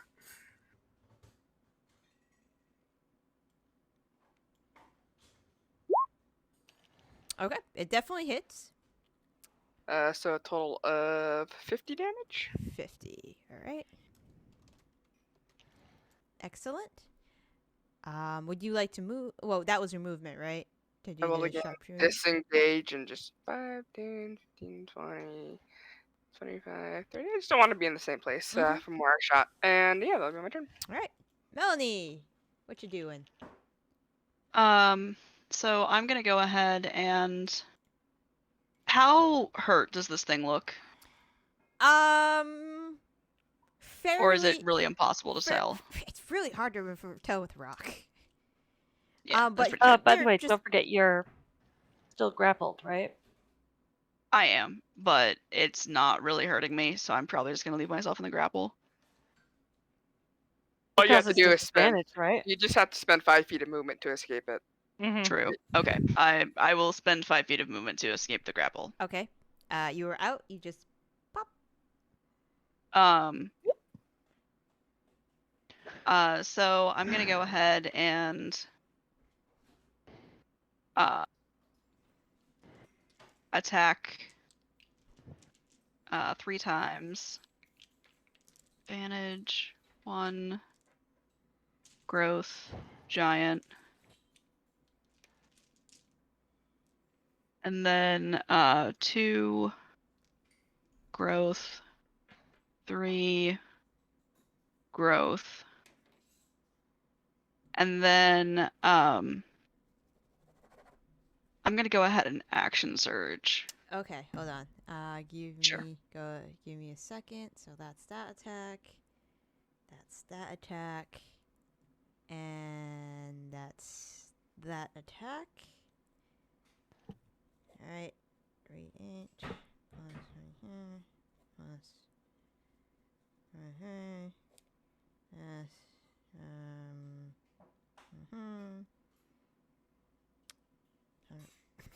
Okay, just one sec. Yep, still up. Okay, 1, 2, 3, and 1, 3d4. And that's my turn. Okay, give me a second. Yep. It's a lot of math. So that is...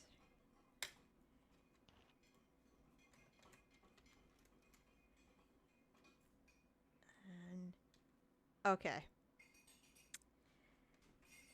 After the second attack, how would you like to do this?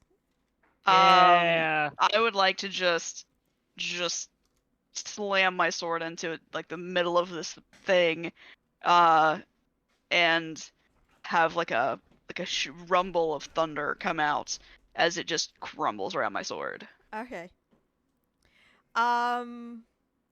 So as you like shove your sword into this creature's belly, there is a look of shock as the thunder damage blows away his midsection. And like rocks start falling over Aoife, and chunks of rock start like slogging off his back. It's a little hard to keep your footing, Theo, but you're okay. Mm-hmm. And does anybody speak Terran? I know Aoife can understand like all languages. No. Would primordial count? Not No. like I can speak it, but I you know. don't think so. And it just roars out something. You're not sure what.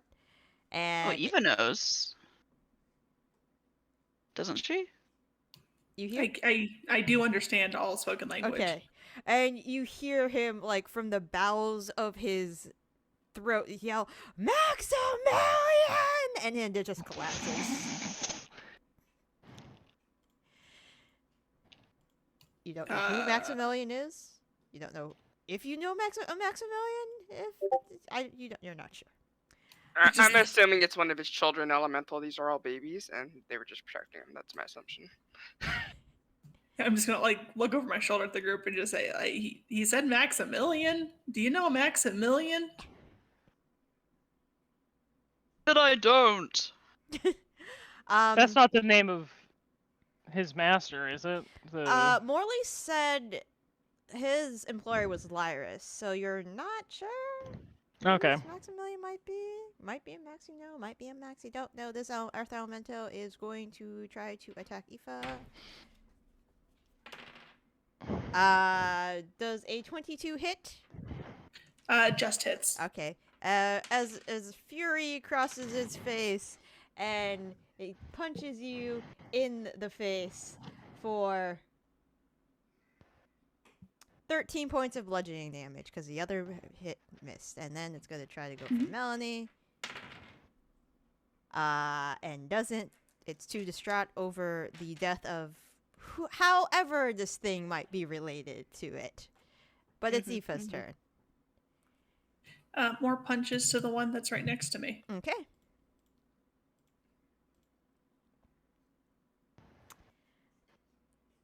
Unfortunately, it's a lot faster than you think it is.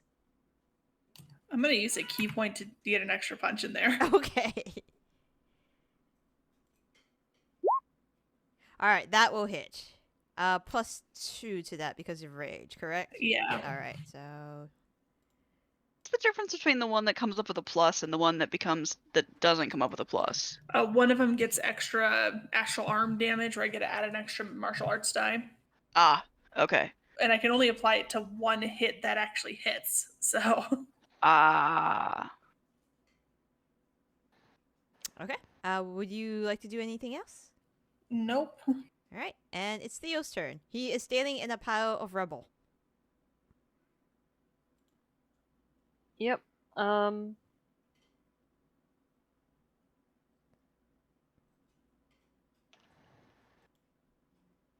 Alrighty. 1, 2, 3. I presume it's all like difficult terrain. Yes. Oh yes. 1, 2, 3, 4, 5, 6. Can I get there? Yeah. Yep. Without? Great. I'm here to try to mess this guy up.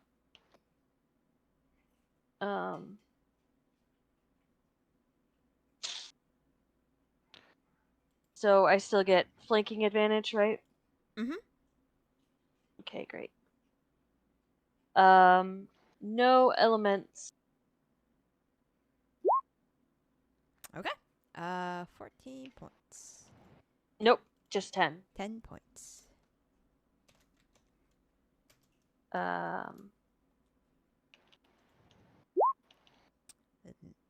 That unfortunately misses.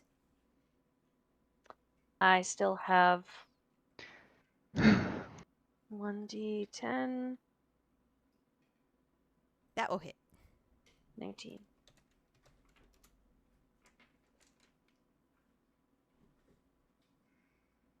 And okay. Excellent. It doesn't look too great. Okay. But it Yeah. What? All right. That's my turn. Zaitari, it is your turn. Oh, great. I'm probably just gonna keep it simple here and Flight of the Wild Maid. do some Eldritch Blasts against these Earth Elementals here. We're gonna start with the left one. Eldritch Blast. All right. That unfortunately will not penetrate its thick, rocky hide.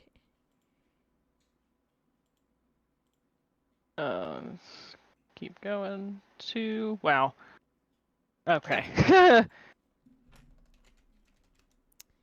A large chunk falls off its once nose. It's still up. Raine, unless you'd like to move. I'll just aim down. Sharpshooter.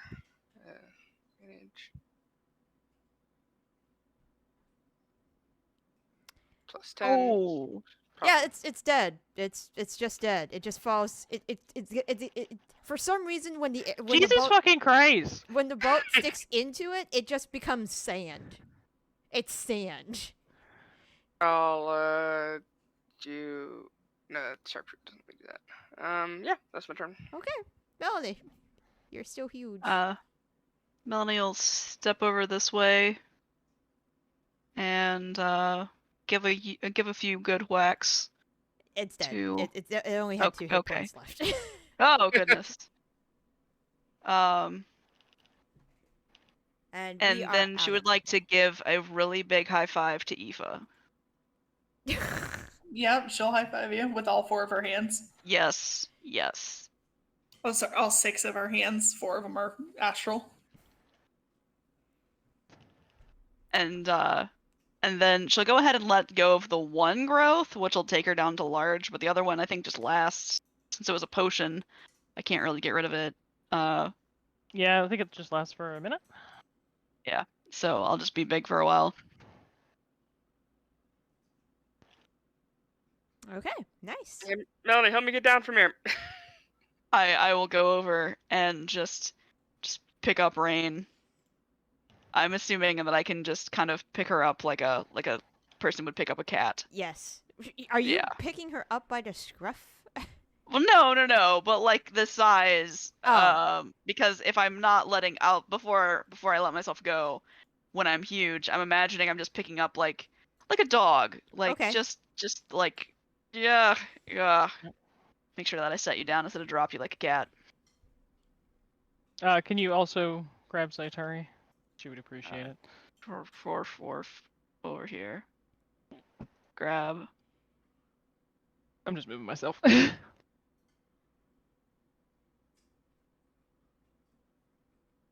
right.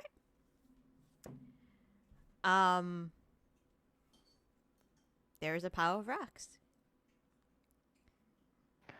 So we're supposed to spelunk through that corpse and try to find the goodies inside?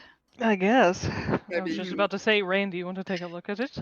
Yeah, maybe Melanie, you can start throwing some of the debris away, and I'll look through. The Yeah, remains. I will assist in going through the debris. Okay, investigation check.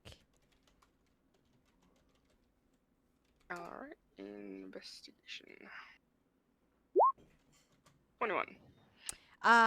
There are 5 pea green orbs, about the size of one's fist, in the rubble. I poke it with the dagger. Poke one of them. Just kind of just like when you poke it, it kind of like just flickers, with light inside. I'll pick them up. It's probably what we're looking for. It is lukewarm to the touch.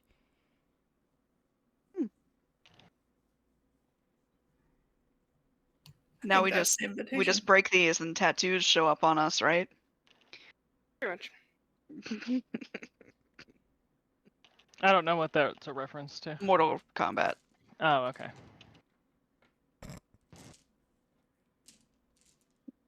You killed the person with the tattoo transferred to you, and I blah see. blah blah.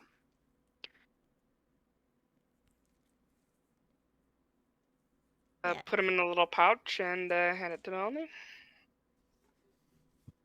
Did we find any other goodies inside this guy's corpse? Like any rare looking rocks or anything? Yeah, sure. Give me a sec to get his table up, and we'll see what you would find with that 21. The biggest set of testicles that Oh we've my ever God. collected. Oh my god. They're fucking it's like the Transformers movie. They're just wrecking balls.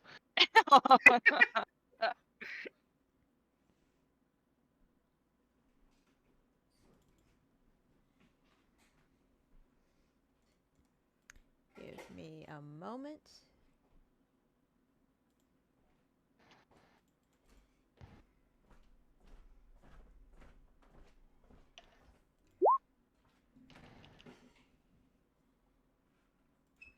No, there wasn't really any blood. He still stands to the side and looks like he's cleaning his sword. That's not a euphemism. Ew. Phrasing. Good job just grappling onto the back of that thing. That was well done. You get a very brief, like, moment of just before returning to his town. Okay. You do find something. What could only be described looks like a heart. One you would probably find within a humanoid, but made of stone. Ooh. Interesting. However, the problem is it is the size of half of Raine. We have a portable hole. I Yeah, we do. put the portable hole next to it, and then I'm like, Melanie! I will roll You it guys into don't the have portable the hole. portable hole. Oh, that's true. That's true.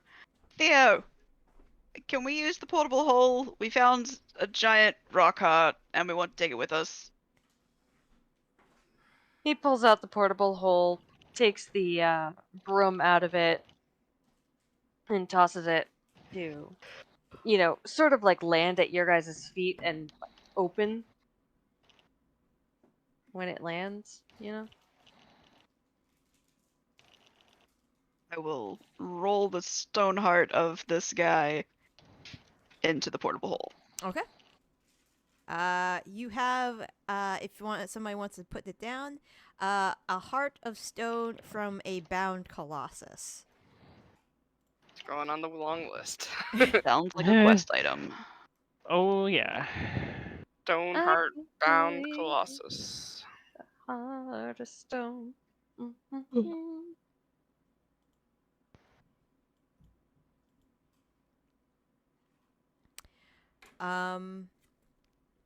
What you do?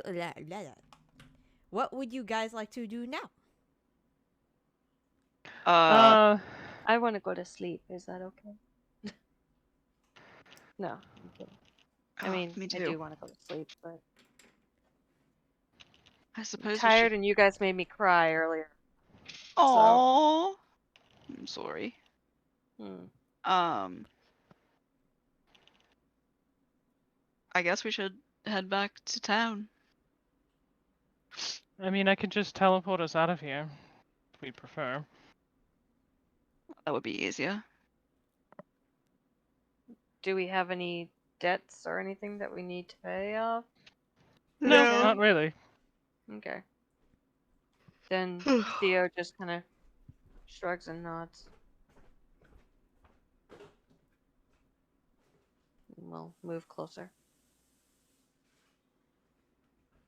I mean, we have what we need, so.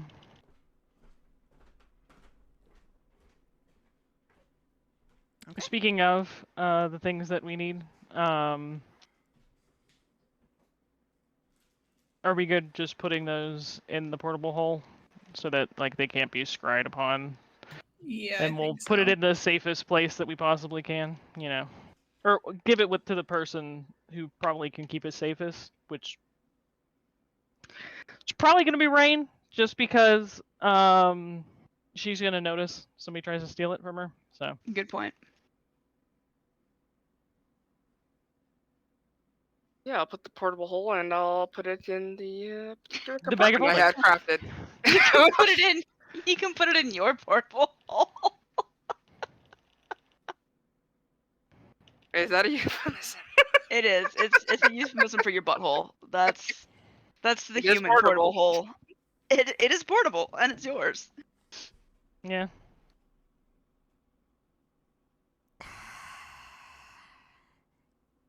But yeah, I'll take the portable, put in Okay. portable hole and put it in the lead-lined The compartment. filter does not pick up size. Which is Okay. probably for the best. Okay, cool. And you guys teleport back home, I suppose? Mhm. Okay, cool. Zip, zop, zippity doo. You guys head back home. Okay. So, you guys are back home. Not that guy. I saw his, like, big breakfast one. Anyways, you still have. I'm not gonna watch that. You still have about 3 weeks, until the tournament. Is there anything? I know you guys had given me a list of things that you wanted, such as the potion of invulnerability. That will take a little bit. Raine wanted to perhaps take up some jewelry making. Tokens made. I would like to have a conversation with Melanie in character. Oh yeah, sure. Sometime after return. Okay. This comes after we probably put Shaddoc to bed and be like, how you been? Things have been rough lately.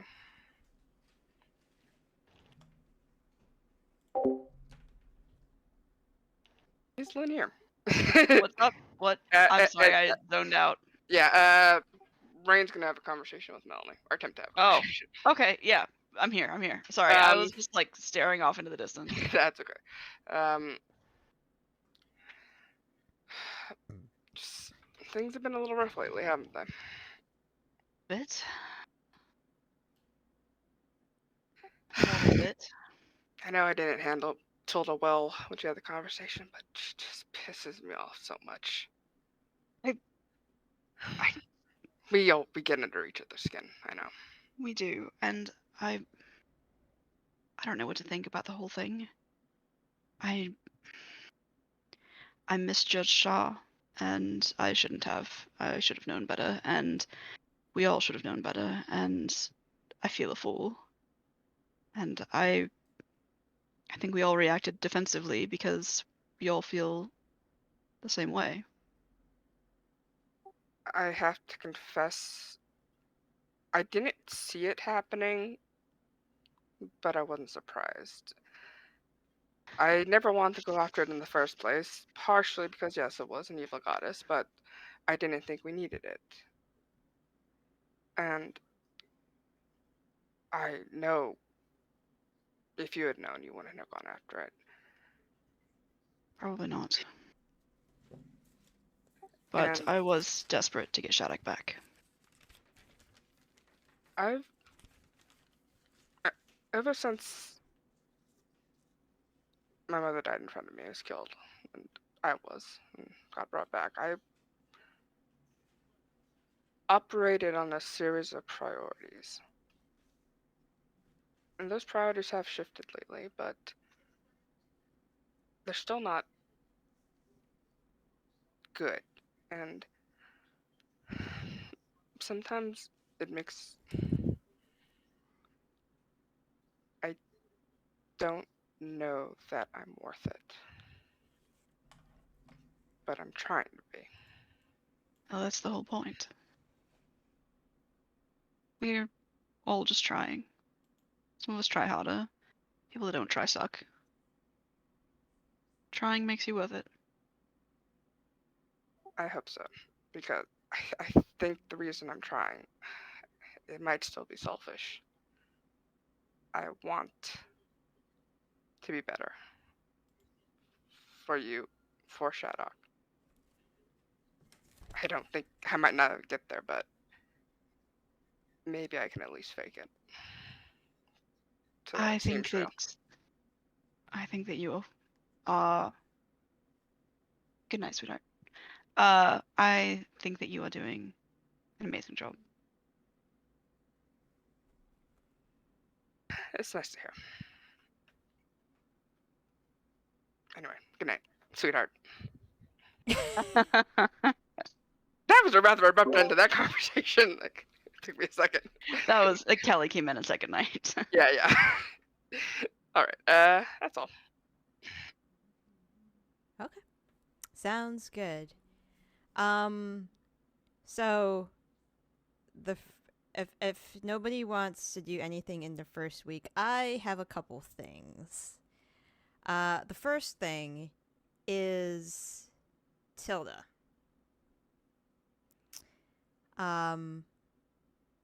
Tilda, I'm gonna make the assumption that between what's been happening as of late and between having a child, the sleep situation hasn't been very good. I assume. Probably not. Especially with newborns. Mm-hmm. So when Theo comes back, and when you guys when you settle in for the night, he's probably exhausted from the battle. You're probably exhausted from everything else. You guys probably just, fall asleep like a light. And at that point, Tilda has a dream. Oh, really? Oh, yes, she does. God. It's really beautiful outside. It is an early summer morning. Back at your parents' keep. In the garden, they have installed a gazebo where one could invite people over for tea and some snacks. Birds are chirping. There is a robin that catches the early worm nearby and flies off to a in progress built nest off in the distance in a cherry tree. And sitting with you is actually Maggie. And you two are just talking between your, just the two of you talking about, what's been going on, how the orphanage is going, how Trixie is doing. And during the conversation, she reaches over and takes your hand. And she says, "Are you doing all right, my dear?"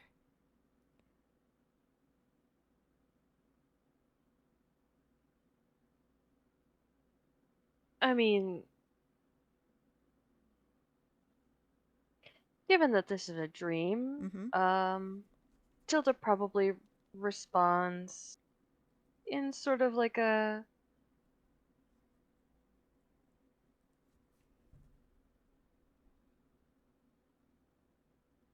I think she would respond sort of like I've been better, but we shouldn't talk about that now. I'd rather not ruin this day. Oh, of course, of course. It is quite a lovely day. She settles back into her smile, and Are you well, Maggie? I am. Well, roll an insight, Tilda. Okay. Do I get to have my portent rolls? If you wish to apply it, yes. Okay, well, let's see what they were. They sucked. Okay, insight. Okay, nice. She looks like there's something troubling. There's definitely something troubling her.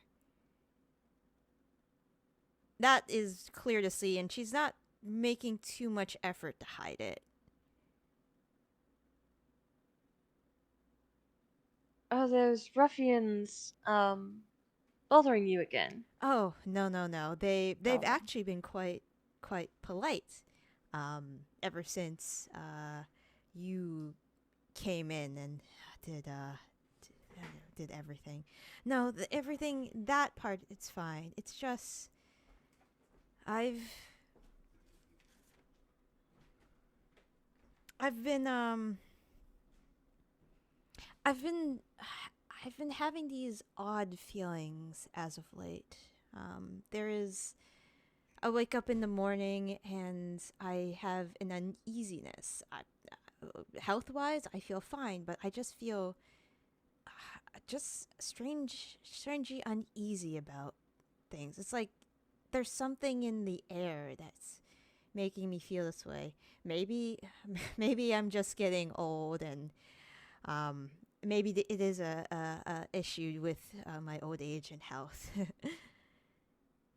If your health is suffering, you should, remove yourself from your environment. Come back to Leona. Stay with Theodric and I. Maybe. That's certainly a good idea. The Loyal Duchy is about as different from, the desert as one can get. That it is, my dear. That it is. No. It is quite different. what sort of feeling is it that you're getting?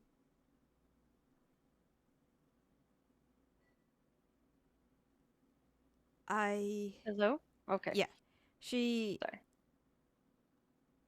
She closes her eyes, and when she opens them back up, there, instead of her eyes, there is a white light that pours out of them. Maggie? I feel the souls being dragged away from their restful sleep. I feel Maggie?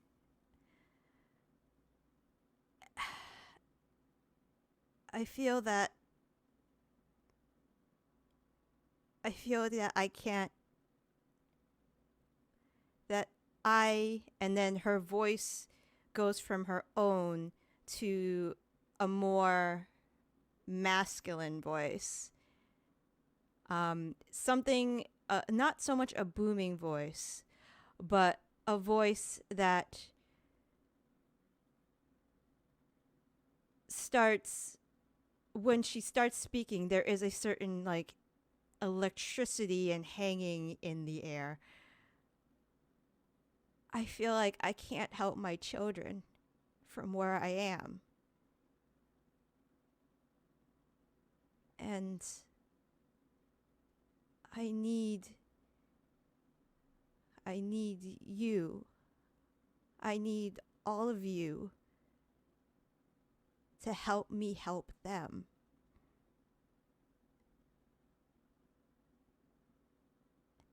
And at that point, everything goes white, and you wake up. Who are you?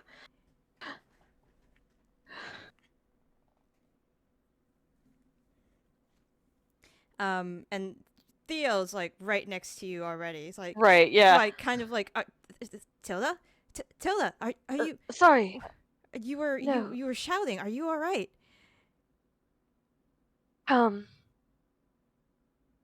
No, no. I'm not in any immediate danger. I say, like, getting out of bed and starting to, like, kind of pace the room a little bit. I'm probably, like, in a cold sweat. Mm-hmm.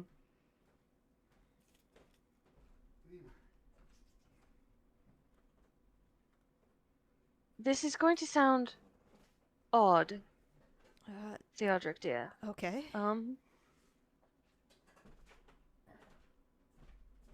I think I was just contacted by Cord.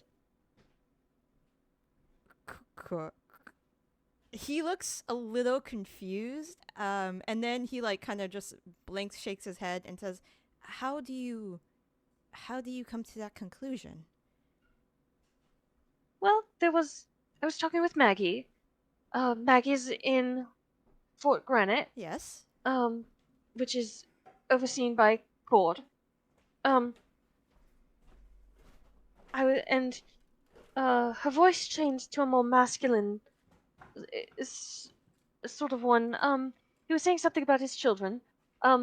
He was sort of the voice was sort of crackling with energy, which is something Cord has,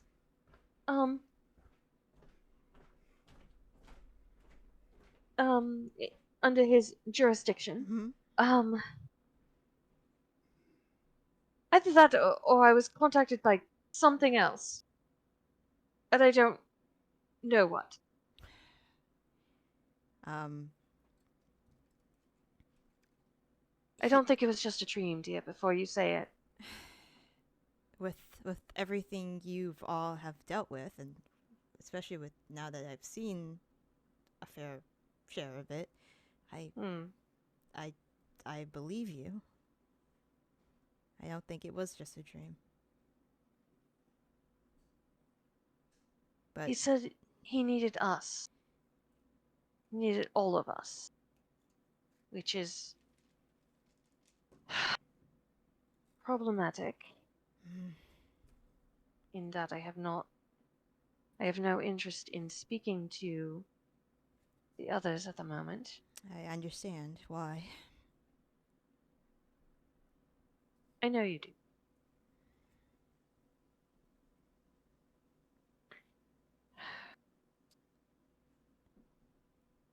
Maybe if I'm- something is trying to contact you, maybe they'll attempt to do it again later. Because it doesn't sound like whoever they are, or whatever they are, gave you cookie crumbs to follow.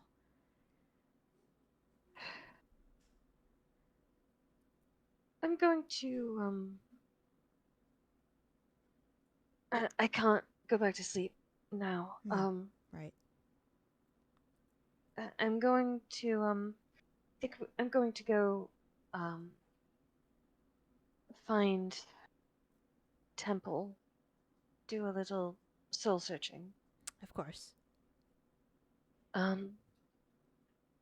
Watch over. I know you'll watch over Trixie.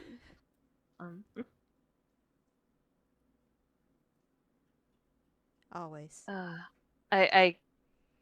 Tilda will give Theo a kiss Mm-hmm. and kind of push his hair out of his face and say, "Go back to sleep, darling. Are you sure? Dearest darling." Yes. Okay. No sense in both of us losing sleep over this. I don't mind if it gives you comfort. I know. But I'd rather at least one of us be a little more refreshed in the morning. All right.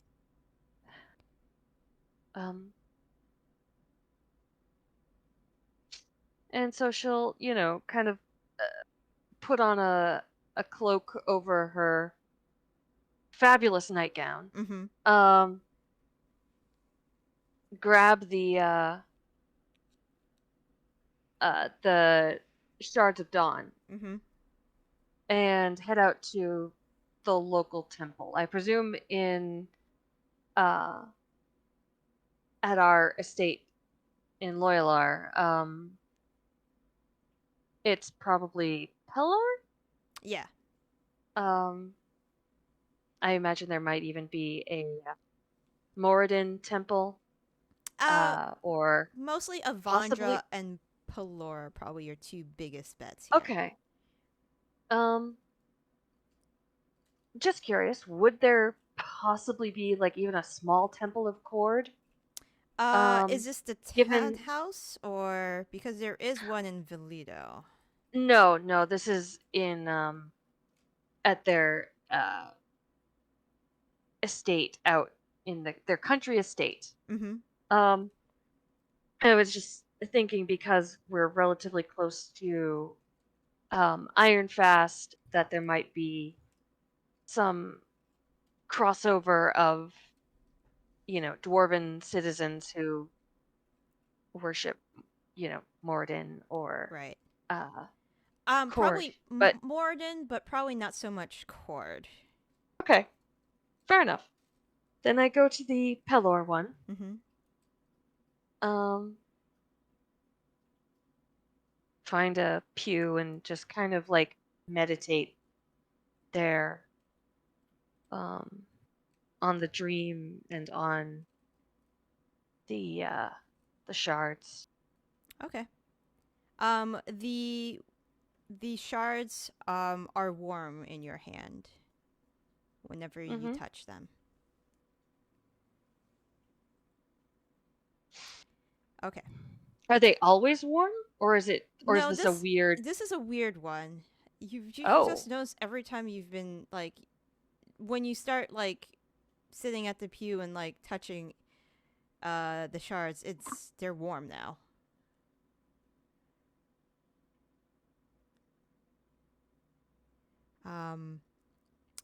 So you meditate to get grounded and to search for answers. Sort of, looking for guidance, praying for guidance from Pelor or Arathis if she's listening. Right. because I am technically a cleric of it. Okay. All right. So you go off and do that for a while. Roll me a religion check in the meantime. Aoife. Yes. I'm going to say, since you didn't really have any timeline of like what you were doing this week, just kind of going along. Is it fair to say Aoife's rest has been restless? Yeah, for sure. Happen. All right.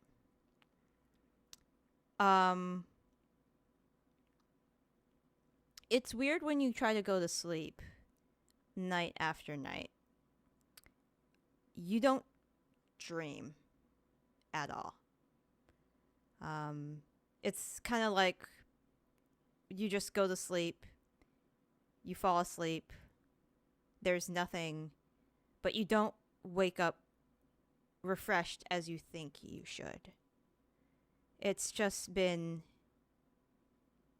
an empty void night after night after night. Go ahead and roll me a perception check.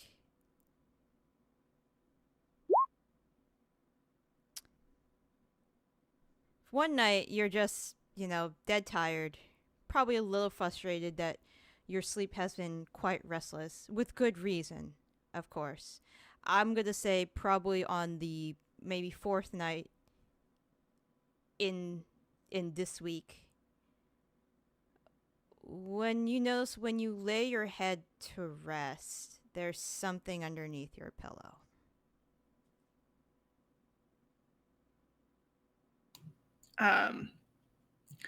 Just gonna lay there for a couple minutes and just kind of be angry that there's something there, and then finally reach under and grab it. It is the disc. Yep. Yeah, I'm gonna go put it back in the vault. Okay.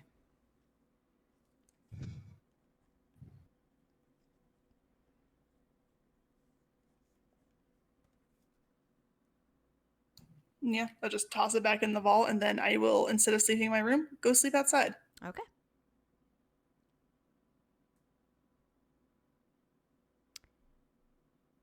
So you attempt to sleep outside. All right. Yeah. So that happens week one. It just shows up underneath your pillow one night.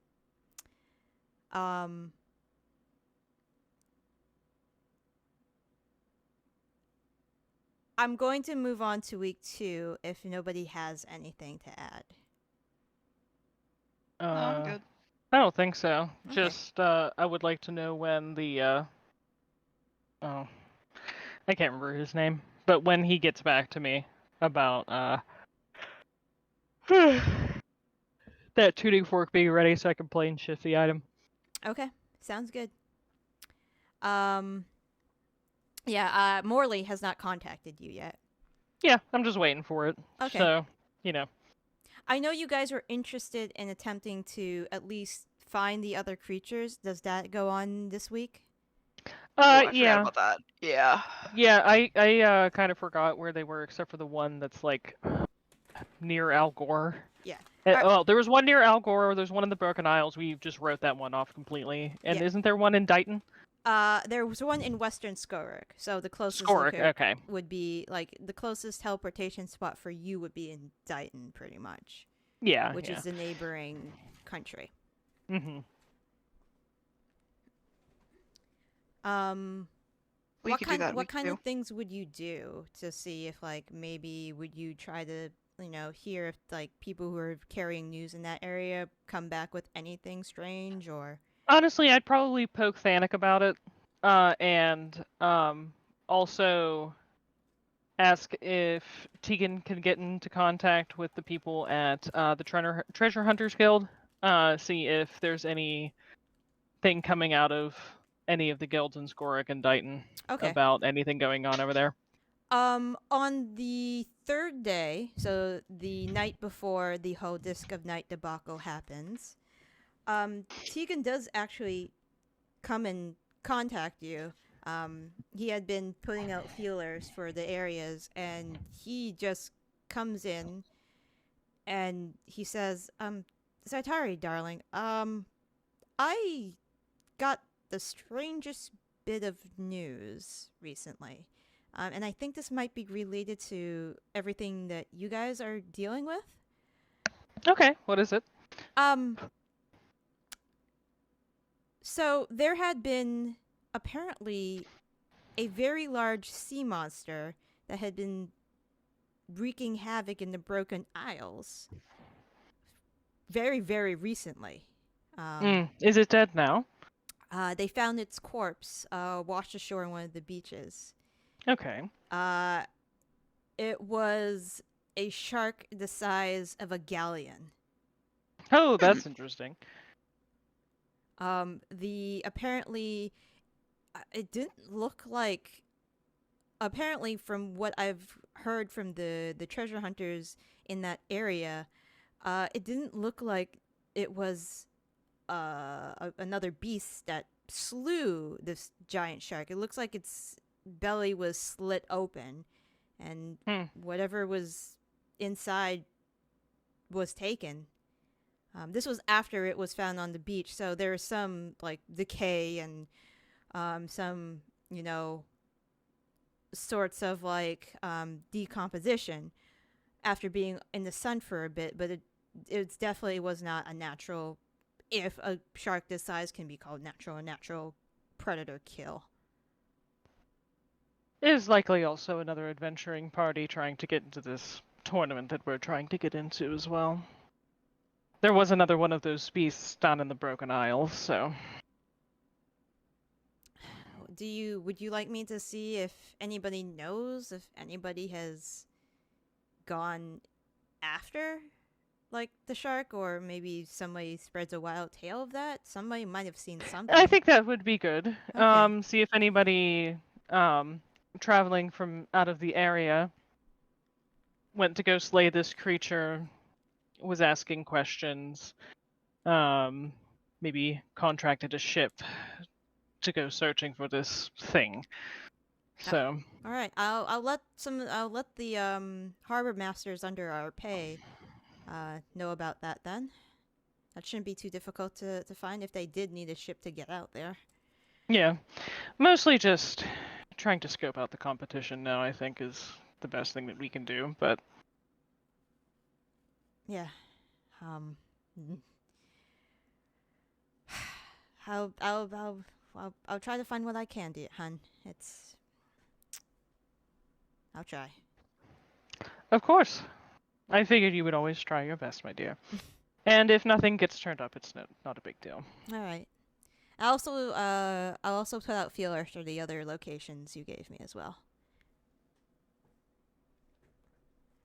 I'll give him a kiss on the cheek and say thank you.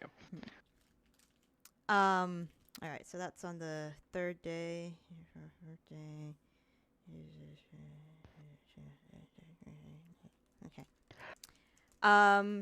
Raine. Shaddoc comes to you. Mama. And she holds up a bag. A small one. Like, for you. I open up the bag, check it. Yep. Is anything moving? Is it alive? No, it's not alive. Hold on, sorry. Just messing you.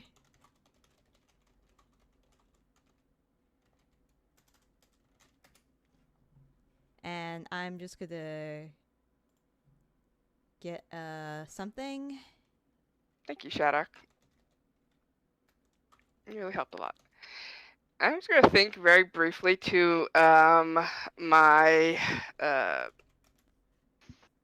vestige, so to speak. I mean, like, I know you want to go out and do crazy things, but to be honest, I'm not good at all that. This is crazy. This I could fuck up. This is a real adventure.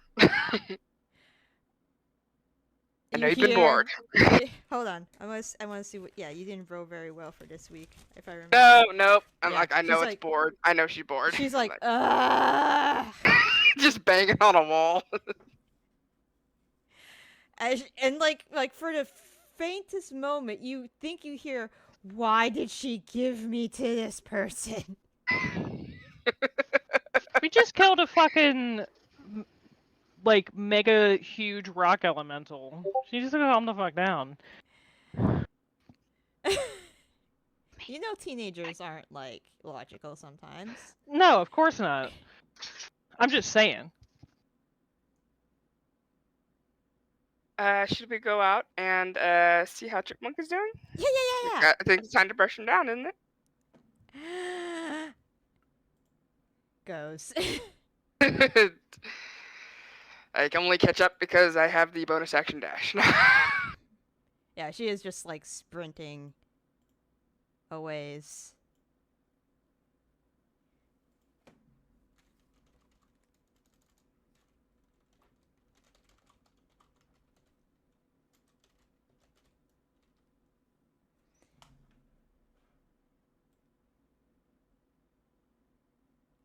Did I? Yep.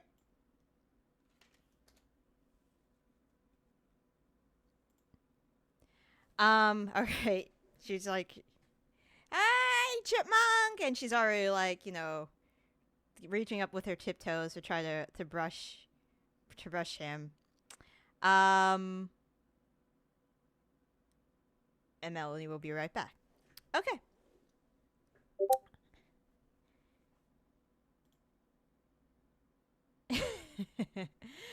Cool. All right. So,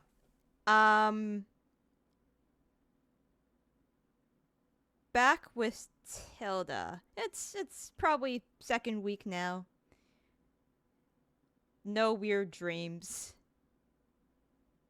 yet. That's what Tilda's probably thinking. Trixie has been... Hold on. Trixie has been unbelievably calm with you. Like, it's not weird because, you guys just had her. But every time she starts crying, it's usually with Theo. Oh. Every time you come and get her, she immediately calms down if she's not hungry or needs to be burped or changed. And whenever Theo, I'm sure, makes kind of like a oh face. Yeah, he does. He's just like, oh no. I just, it's just, being mom, darling. It's really, it's not. Eventually, she will forget the sound of my heartbeat, and I'm sure she will be daddy's little girl. I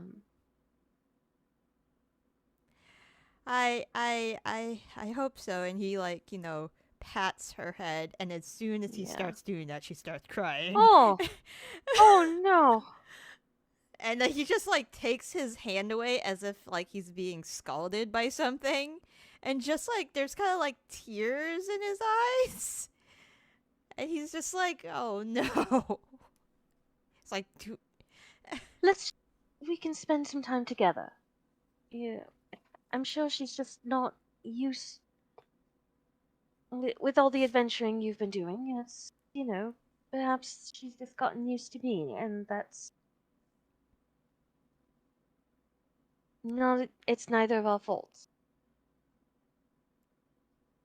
Of course, we were going to go. One of us had to go after Shadow. I suppose. It will just take time. Your passive perception is your passive insight's 21, right?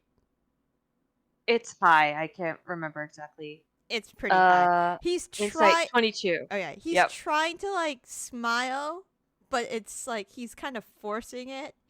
Kind of he's a little bit heartbroken, especially when he tried to touch her hair. I know. You know, some girls just don't like having their hair touched. She has such beautiful hair that, perhaps that little touch of vanity has already sparked within our I beautiful daughter. uh, she is wonderful. But you know what she does like? And I'll kind of like set her down on the bed and like kind of giving him a look. I cover my eyes and then I go, peekaboo. Yeah. She starts giggling. Yeah. I mean, she's only a few days Yeah, old. Still, gurgling really. more She's like it. exactly. It's more like I don't even think they can track movement and understand the idea, like the object permanence at that age. But you know, she just it's just something that I'm trying to, I don't know.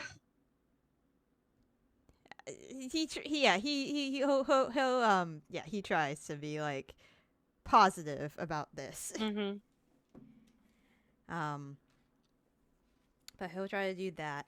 Um, I think this week's objective is going to be getting Trixie used to Theo right. for Tilda. So, basically if when, they're all hanging out together, it's like, okay, yes, I'm holding her, but, if she falls asleep trying, I will try to transition her to him, Mm-hmm. As calmly and carefully as possible, Um, I imagine oh my god, the clerics, the midwives, might have said something about like bare skin is good, so have him take his shirt off and just hold the baby against him. Yep. Those sorts of things. I don't know. Oh, that's yeah. Like they give you a lot of tips. And it's a process because sometimes I don't know how to get a baby to bond with you.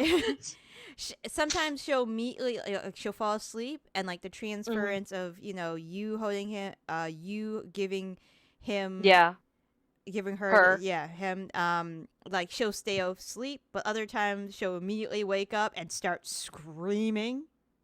And then the baby's given back and it's calmed down. It's it's the classic persuasion check at this point in baby persuasion.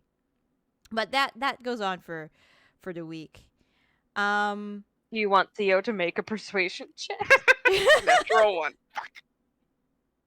Gucci goo. Roll one. Mm-hmm. Fuck. You accidentally poke her in the eye, and your bond is forever severed. Ah! She will forever be traumatized by that moment. She won't know why. But yeah, that goes on for a little while. Zaitari, at the beginning of week 2, Teagan comes back, and he's like, "Well, might have had a sighting of that other creature that might have been around Squirrel. And it's not dead yet? It's gone. Oh, yes, that makes sense. Yeah, it was well, as with Squirrel, it was a dragon. That makes sense. Do you know what kind of dragon? Apparently it was a dragon. Yes. Made of ghosts. It wasn't a ghost, but it was sightings. Did we fight that one time? It was like an says Zaitari and Mallory to herself. Did we fight a ghost dragon? Or was that a They zombie fought dragon? We fought or a something. ghost dragon. Oh, okay, but it was a dragon. This is specifically a dragon made of individual ghosts. Yes, it was amalgamation of ghosts. Witnesses claim. Like the coin dragon. Yeah, but like the just coin dragon, ghosts? but ghosts. I have put a gif of what the actual fuck. Teagan is very confused as well. I've definitely never heard of that before, so. I have not either. And then as when I heard the paladins of the Platinum Covenant was gearing up to amass forces against the dragon, at the last location it was seen, it looked like there was a place, a battle had taken place, and it is no longer there. Yeah, that makes sense. So, yeah. I'll try to keep tabs on if anybody has. I think the last one is somewhere around Al Gore, so. We have some That merchants. one's probably dead already too, so. Yeah, there's some merchants that tend to go up there from time to time, so maybe we'll get something on that. Maybe. If not, no worries. Okay. How are you doing, my dear? I am frustrated about my sword golem. Oh? Yeah. Why? So, it does what it does. It can shoot swords of certain sizes. The cannon can be changed to be shooting swords of different sizes. I've experimented with flails. I've experimented with perhaps having it shoot chains, maybe to wrap around a large creature of some sort. And those experiments have been going well. I might need your help with something. That's fine. I'm not really doing anything right now. I can help you out. I think it said a word. Oh. And I thought it was, maybe, some lack of sleep. I don't think it was lack of sleep. I think it said something to me, and I'm not sure what it says. It said it was in a weird language. Honestly, Aoife's probably the best person for this. As far as I understand, she can understand any language. So, if it's speaking Primordial or Terran, I am not going to be of much help to you. I'm sorry. Oh, or, hold on. Nenrine, maybe. Nenrine knows a lot of languages. Okay. Perhaps we can go get him, and I don't know. It just said it one time, but it hasn't spoken since. So. Well, maybe it didn't get because it didn't get a reply in its language. It wasn't sure. And I mean, if all else fails, I'm sure that Nenrine probably has comprehend languages. So. Yes. Maybe next time I hear it speak, I'll get you and Nenrine, and we can figure out if it has to do with oh my god.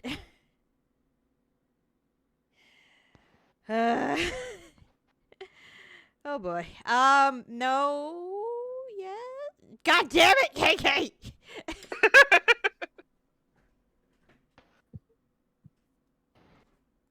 Oh, she'll bring it. She will kick your ass. She's a mom. Next time I got a Portuguese mama, so that trumps. Next time I hear it speak, I will definitely bring you and Nenrine and see if we can just reply to whatever language it says. Of course. All right.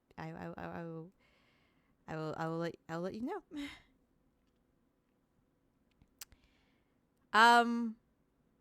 Aoife. Yes. So, on day 4 of week 1, you put it back, and you haven't Mhm. had any dreams. Are you still sleeping outside? Some nights, yeah. Okay. Uh, you are no longer your sleep is no longer dreamless. Your sleep is still dark. There's still no images. There aren't any images. But you can't help but feel like there are whispers. Like, not obvious whispers, and not whispers you can necessarily make out what they're saying. It's kind of like when you hear somebody and they're just out of range for you to hear exactly what they're saying, but you know they're still talking to you, or they're talking in general.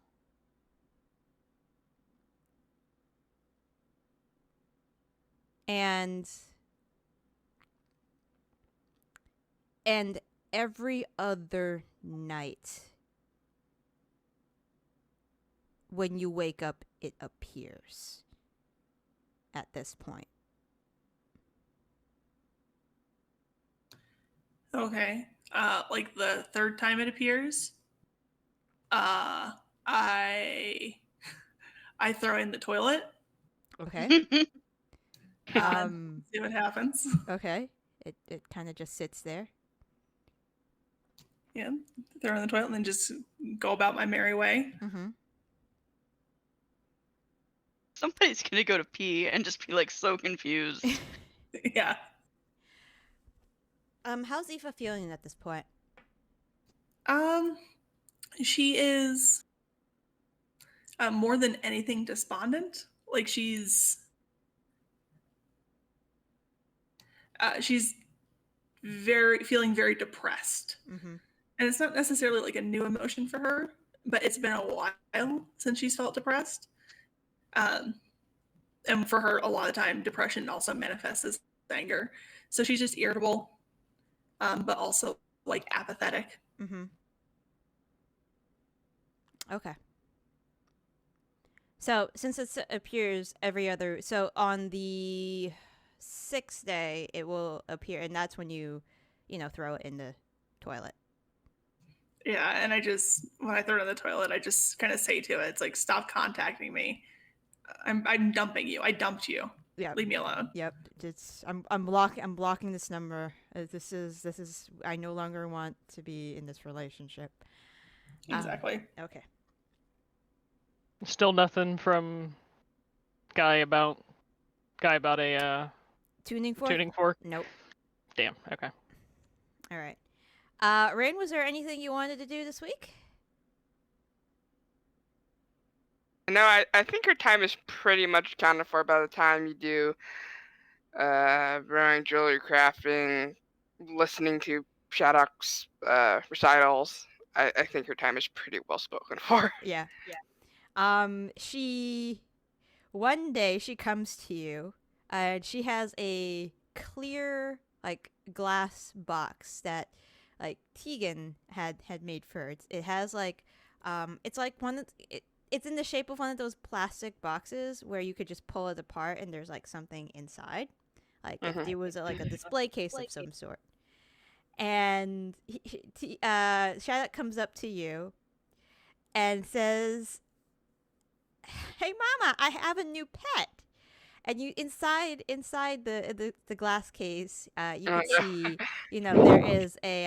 there's a layer of earth. There's like a little like piece of bark that's like slanted up against the glass. There are a couple like vines that she had plucked off the keep wall, and inside there is a what you can only describe as a small jumping spider. Oh. Is it poisonous? And can I harvest? No. Uh, I'm roll, more thinking, yeah, this might. Should I be scared? roll a That's- nature check.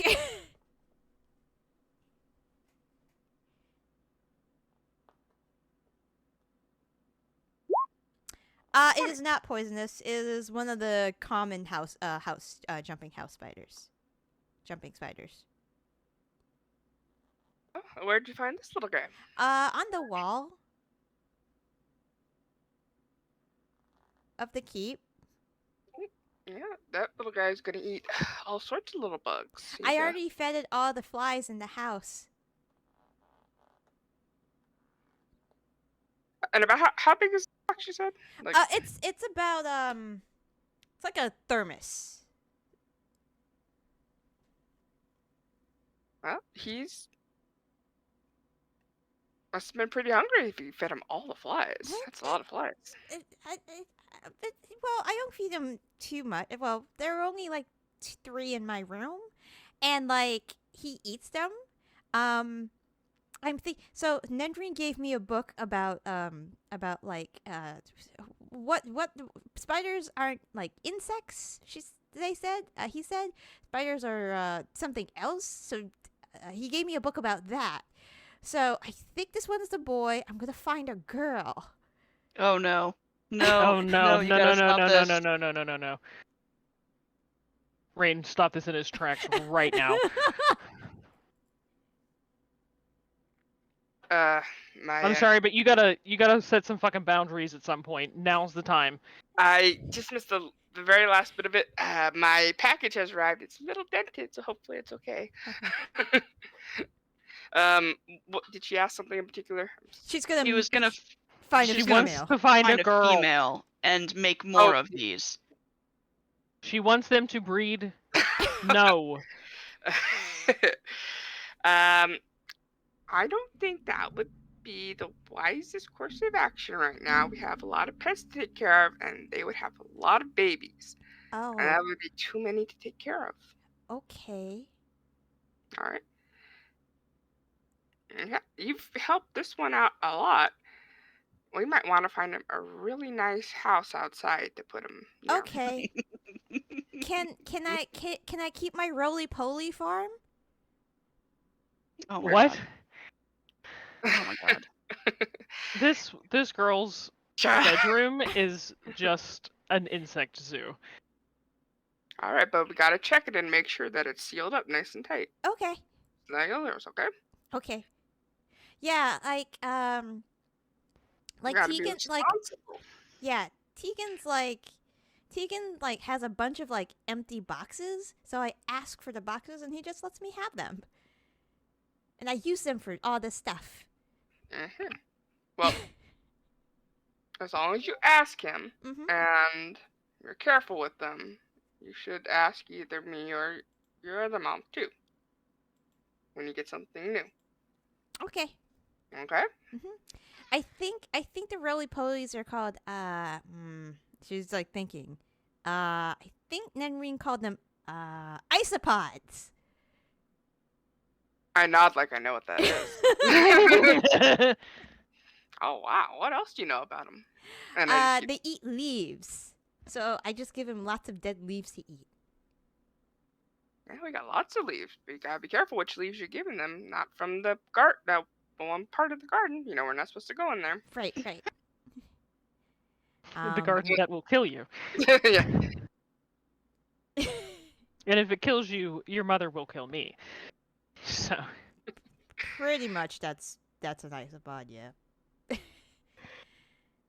And she You like fired. you You fired. You fired. and as she's like going out with you to release the spider friend, she tells you, and they come in all sorts of colors. I have a bin with like orange spotted ones, and I have one that's like with white ones, and I have these ones called springtails that I'm gonna like keep with like a bigger box where I'm gonna get a turtle, and she just goes on. And I ask questions and respond to it. And, you know, It's like, where do you keep the spiders at? Oh, I see. Yes, okay, we need to put those outside. Yeah. for every animal we get outside, 2 more are coming in. Yeah, well, we gotta cull it. we got somehow. our ranger bard, druid. Oh no, I sorcerer. really think this kid's turning into a druid. There's too much animal going on. Look, we adopted Steve Irwin, and it's okay. We did. Isn't it a beauty? Rocky. But yeah. Melanie, you have encountered some of this, but mostly it's with you. It's can we go get lesson? Can I have riding lessons with Chipmunk today? Oh yeah. Yeah. And I make sure that she's taking care of Chipmunk, and that all Chipmunk's needs are being met. Oh yeah, like this pony is like living the goddamn life. You have to you do have to teach Shaddoc, like, you can't give Chipmunk too many carrots. It's not good for him. You have to like he's on a good stable diet. Carrots and apples are a sometimes food, and sugar cubes are definitely a sometimes food. I make sure she's not sneaking too many carrots to the pony. Mm-hmm. And like this horse absolutely fucking adores her. Probably because of all the food. Probably. Yeah. Despite your best efforts, Melanie, the pony becomes very fat and very round. I'm sure he's gonna be a fat little pony. Mm-hmm. Very fat, happy pony. Mm-hmm.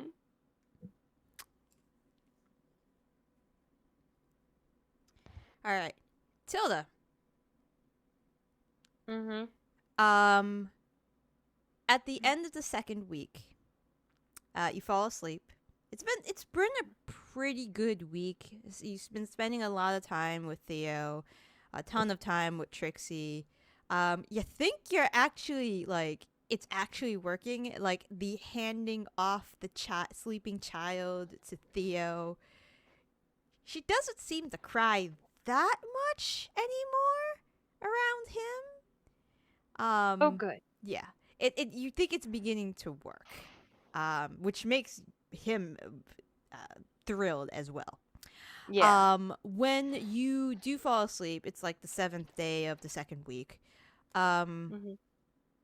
When you open your eyes, there is this massive gate. It is bigger than the Colossus that Theo fought.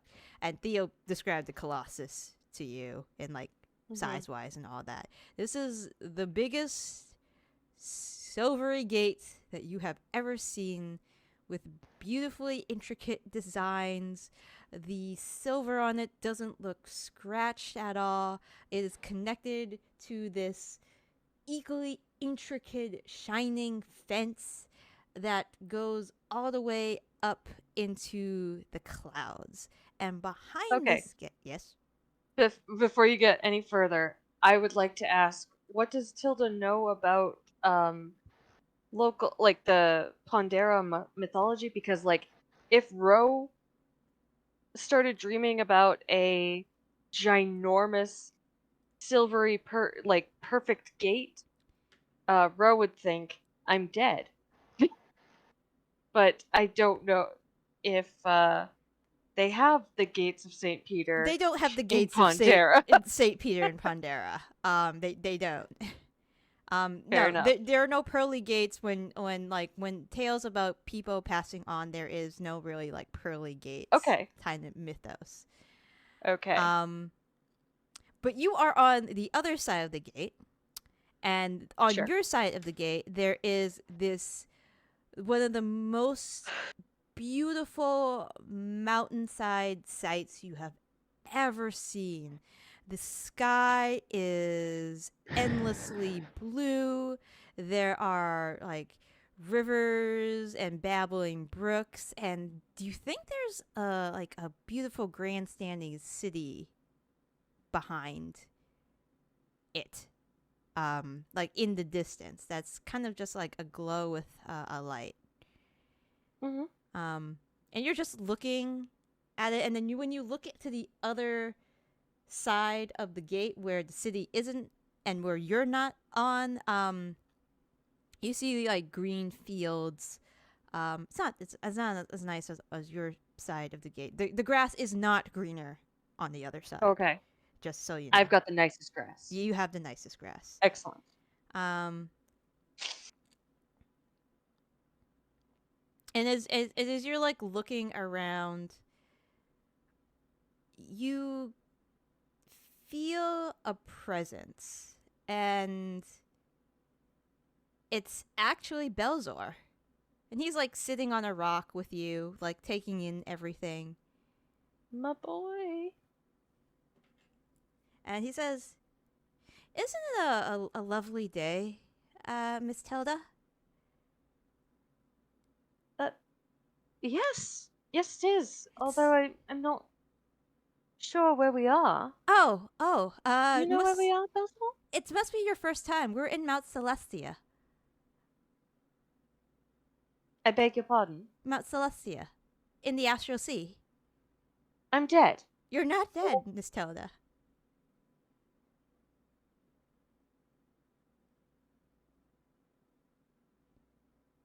Well, then how did I get here? I'm not sure. I'm not sure how I got here. I was supposed to say, how did you get here? I mean, I presumed it was some sort of... I don't know. Probably, if I had to guess, we're probably sleeping, or this is astral projection. If it was astral projection, I'm usually not this nice. I'm gonna pinch myself. It doesn't hurt. Okay.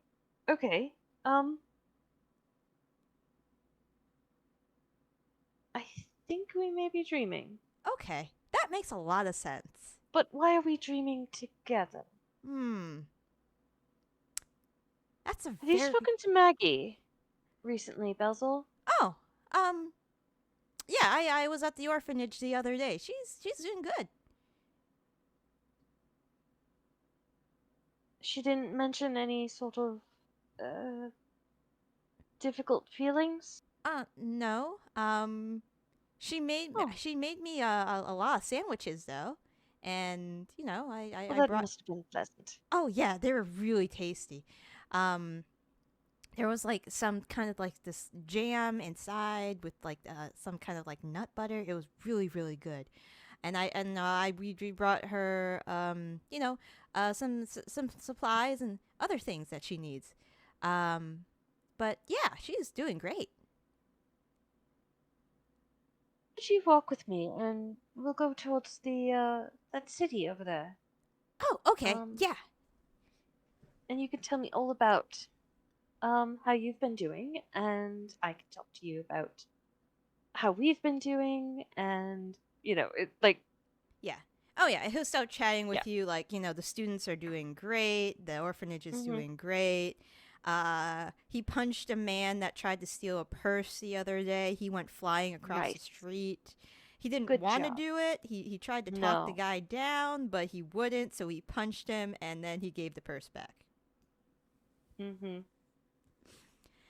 And Lynn's doing okay. She's doing great. And he kind of does, his eyes kind of like glaze over as he looks over to the city as you're walking towards it. I don't think he's doing great. Who? Belzo, darling. The Dawn Father. Pelor. I don't think he's doing great.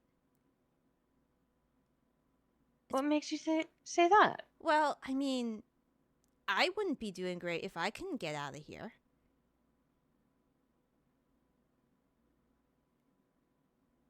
Why is he Is he trapped here? Oh, you don't know?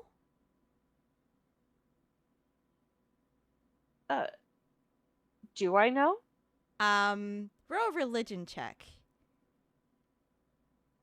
Okay. Religion. Ooh, that's bad. Was that Theo or you? That is me. Okay. That's Tilda. Give me a second, Yep. though. Anything I can do to... Nope. Nothing I could do once I've rolled it. I should have just...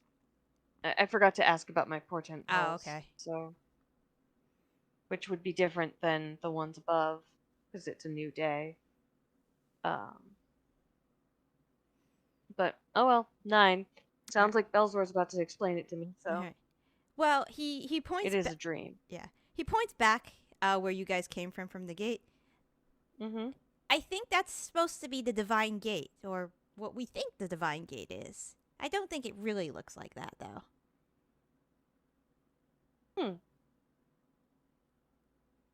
And is Pelor behind the divine gate, or is he in the city? He's in the city, but he can't cross the divine gate.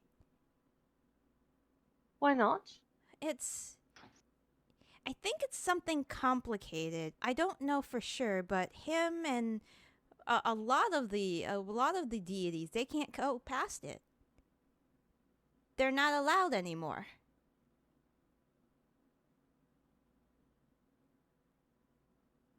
I think there's only a few that are trapped on the other side and can't get in here. But a lot of them are here and can't leave. Something bad happened, but I'm not sure about what's that word. And you see he's like racking his brain. Logistics. I think that's the word he used. Logistics.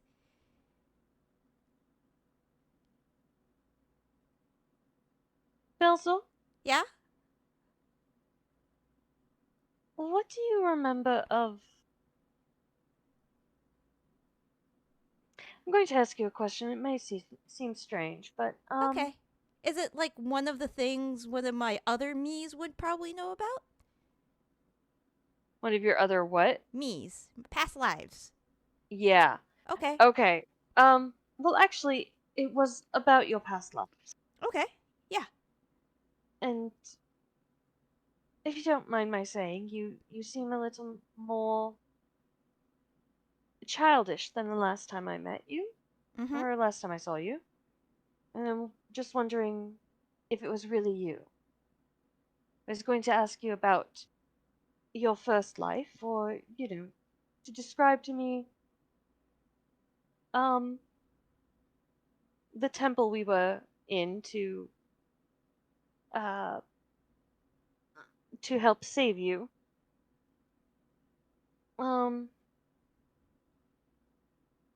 But given that you've just brought up your old lives, I don't think I have to.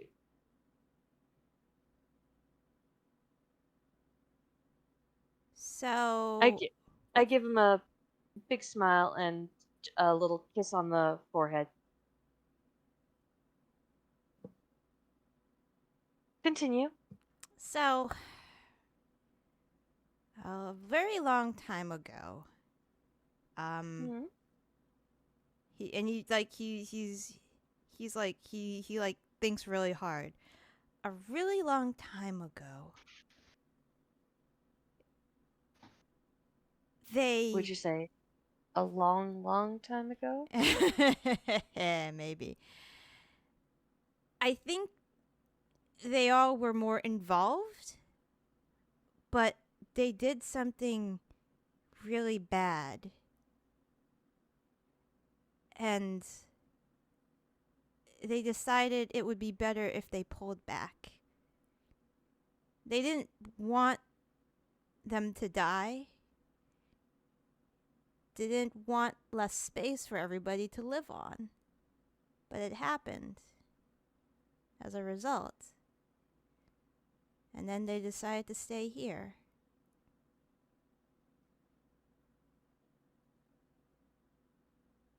And that's why he needs people like us. Because he can't do it. Belzor, are you saying that Pelor is the one who's trying to contact me? I mean, would make sense, wouldn't it? Yes, much more sense than Cord. I'm sure if we just head to the city over there, I'm sure he can tell us what he needs. Have we gotten any closer to the city? You guys as are we've been walking. I mean, you're getting closer, but it's really far away. Okay.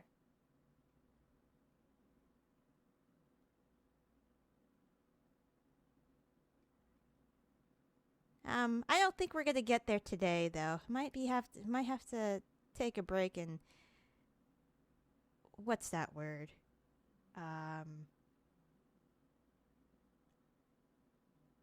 Circumnavigate?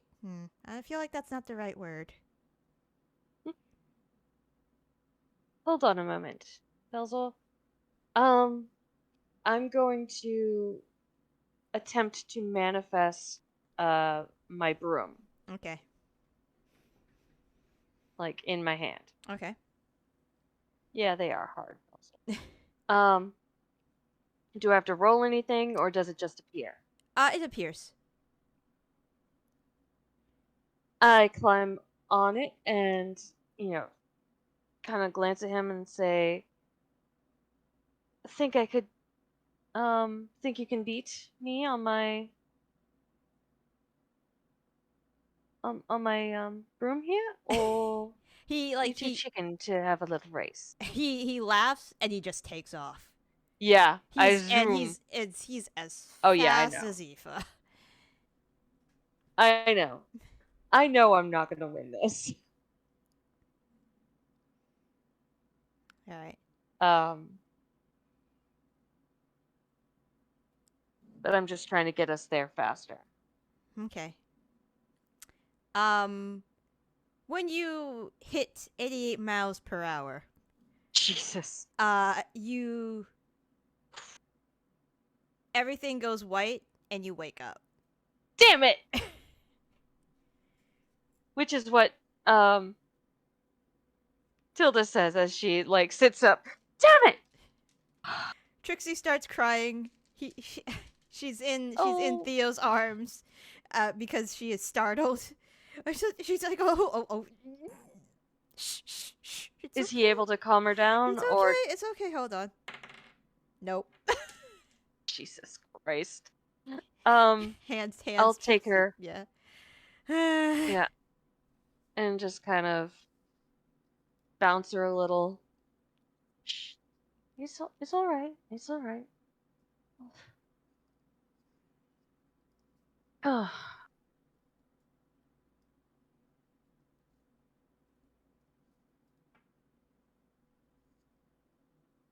So I was wrong before. Oh. About Cord. Oh. It's apparently Pelor. Oh. Did he say That's what anything? Belzor tells me. Oh, how is he? Wait, Belzor or Pelor Belzor or? I don't know. Pelor. You beat me Pelzor. to it.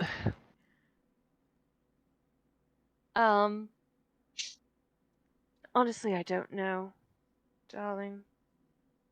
Dearest darling. Well, maybe, now that you know it's who it is, and it was last week, it was a little more vague. Maybe next week. Maybe a week after. Maybe next week I'm visited by Deacon, and he tells me everything's going to be doomed.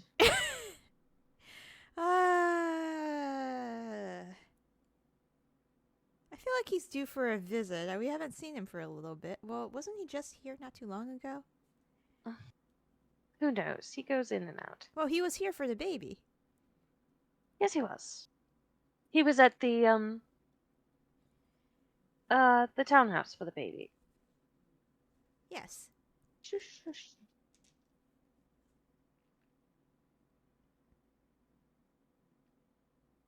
Well, maybe you'll get answers next time. Did you get any?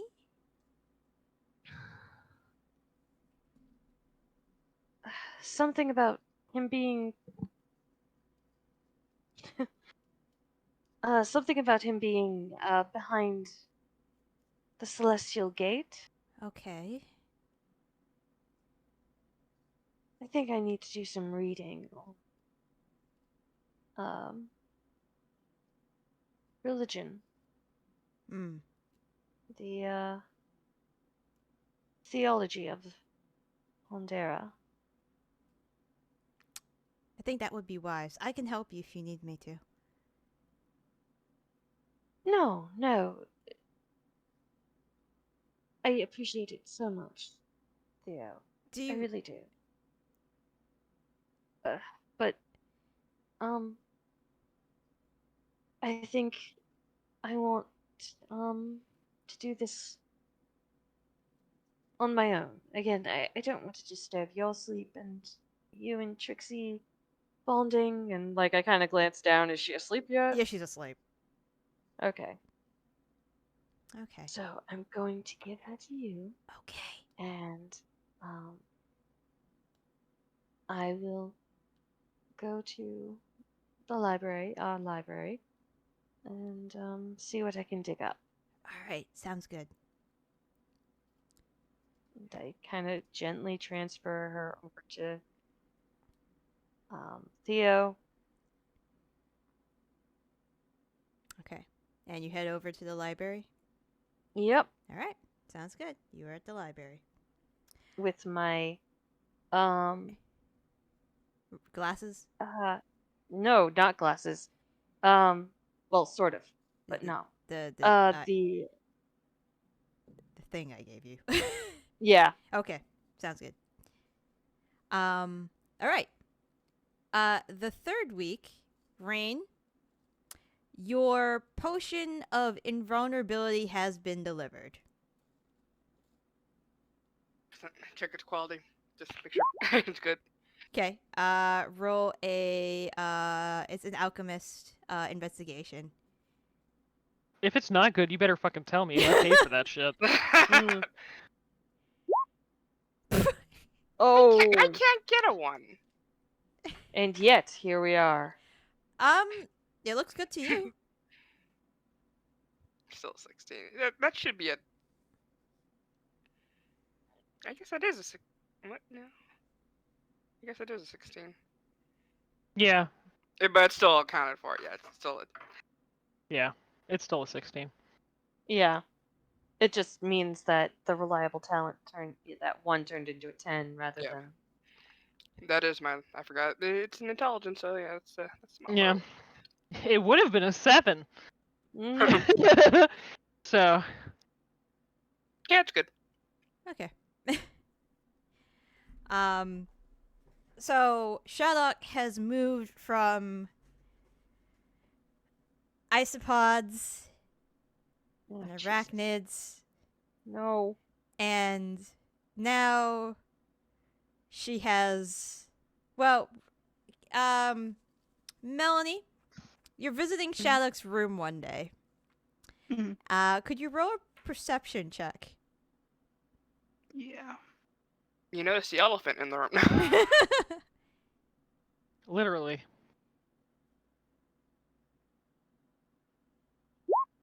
Okay. You notice that there is something yellow that just darted beneath her bed. Yeah, that's yellow. Uh, uh, mm. she goes down and she holds out a duckling. No, Oh, no, God. no. We don't have bedroom ducks. No, Mom, and she kind of like motions to its foot, and you see it's missing a webbed foot. Oh my god. Oh. Okay, well, we can't keep it in your bedroom, my dear. Where are you gonna keep it? Well, we are going to somewhere outside Okay. because it is a duckling and it needs water. I mean, what is it going to swim in the tub? You know, it needs more than just a place in your bedroom. Henry might be able to do something. I'm not gonna ask him to cast Revital Boof on a duck foot. I feel Okay. like that's kind of a weird thing to ask. I will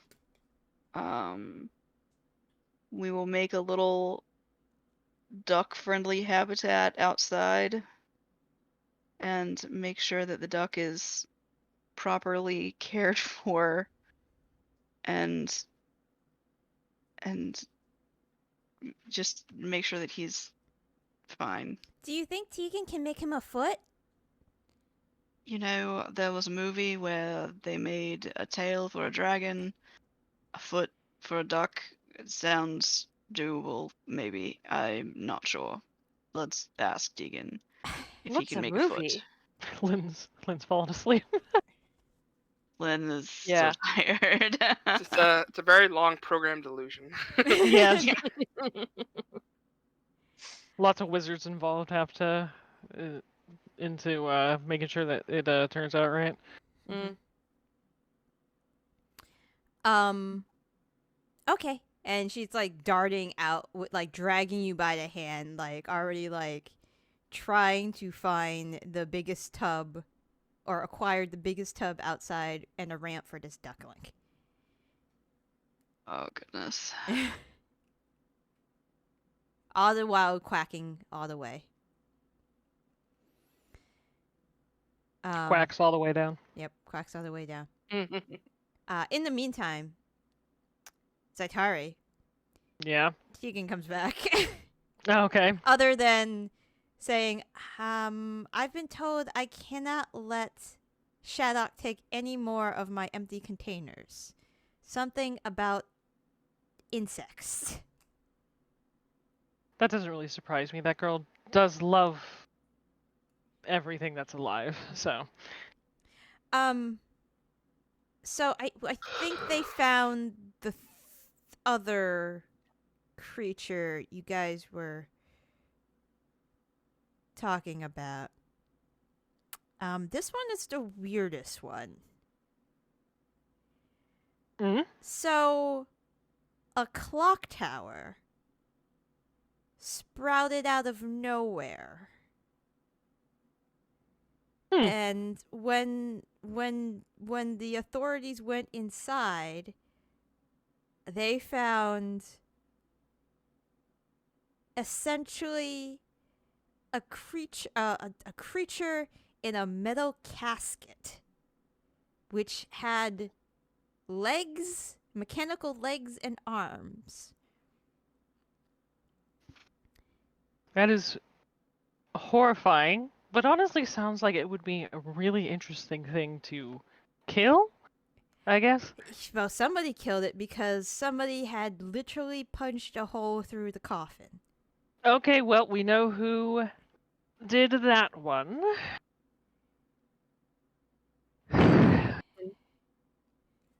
Did the casket or the creature have the mechanical legs? Teagan would say the casket. The mechanical legs were attached to the casket. So Okay. essentially it was a casket with legs. Mm-hmm. When Teagan goes on, he describes that the authorities and the treasure hunters thereafter found an evidence of a highly magical battle that took place. There were fire and lightning marks littered all within the clock tower. There were several places where there were like holes in the wall. Yeah, definitely a huge battle took place before the authorities and the treasure hunters were able to find this place. But yeah, that's all there was. The clock tower appears to be magical as well. I'm not nobody's sure how it got there.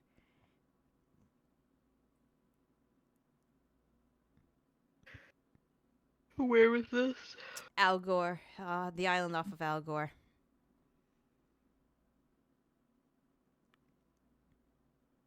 Sure.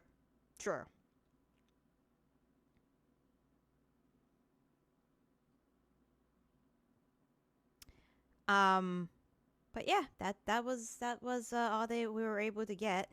And if you claim you know who got this one, then Oh, I mean, you're aware of I am. the monk that killed a bunch of children, so Yes. it's definitely him. However, there's no sighting of the individual. So seriously, French fry. Right on mine. Okay, whatever. Even French fries saying it's time to wind down. Yeah, Yeah. we're gonna wind down in a little bit. Yeah, in a little bit. But yeah. I'd have one more thing to get to, and that's with Aoife. So third week has started, Aoife. Okay. You okay? Okay. Everything seems to be going well. It has not shown up again. Your dreams are pretty, void filled. No whispers though. On the 7th night of the week, you're just sleeping.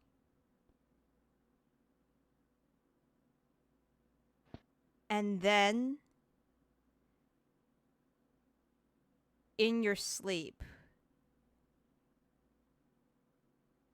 you feel a hand around your neck. When you wake up, it's her. And she is attempting to choke the life out of you.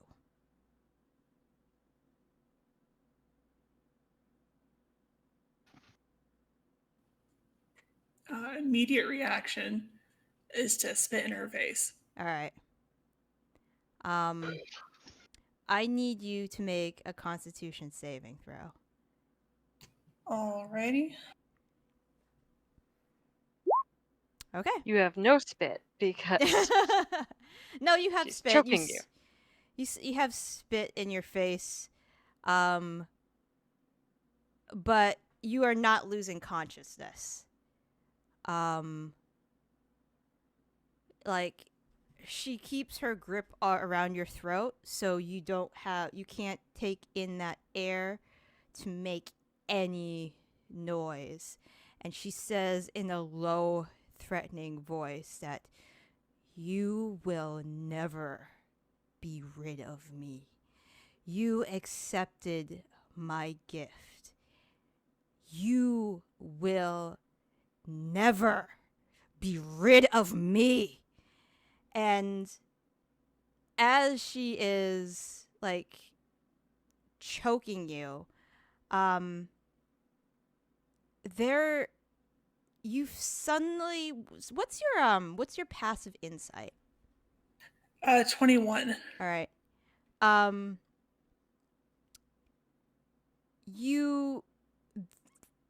She looks behind her and there's like another you feel like as if there is another presence in this room. There is a dark looming shadow that towers over Shar. And with one fell swoop, this massive limb just grabs her and like chucks her away from you. When you are able to cough and get up, she is on the other side of the room, but between you and her there is a massive brown bear, like probably a grizzly bear. Its back at this point is turned to you, and its teeth are bared, and it's growling at Shar. And Shar just looks at the bear, looks at you, and in a very low voice, she says, "You do not have to get involved. You do not. This isn't your place to be involved."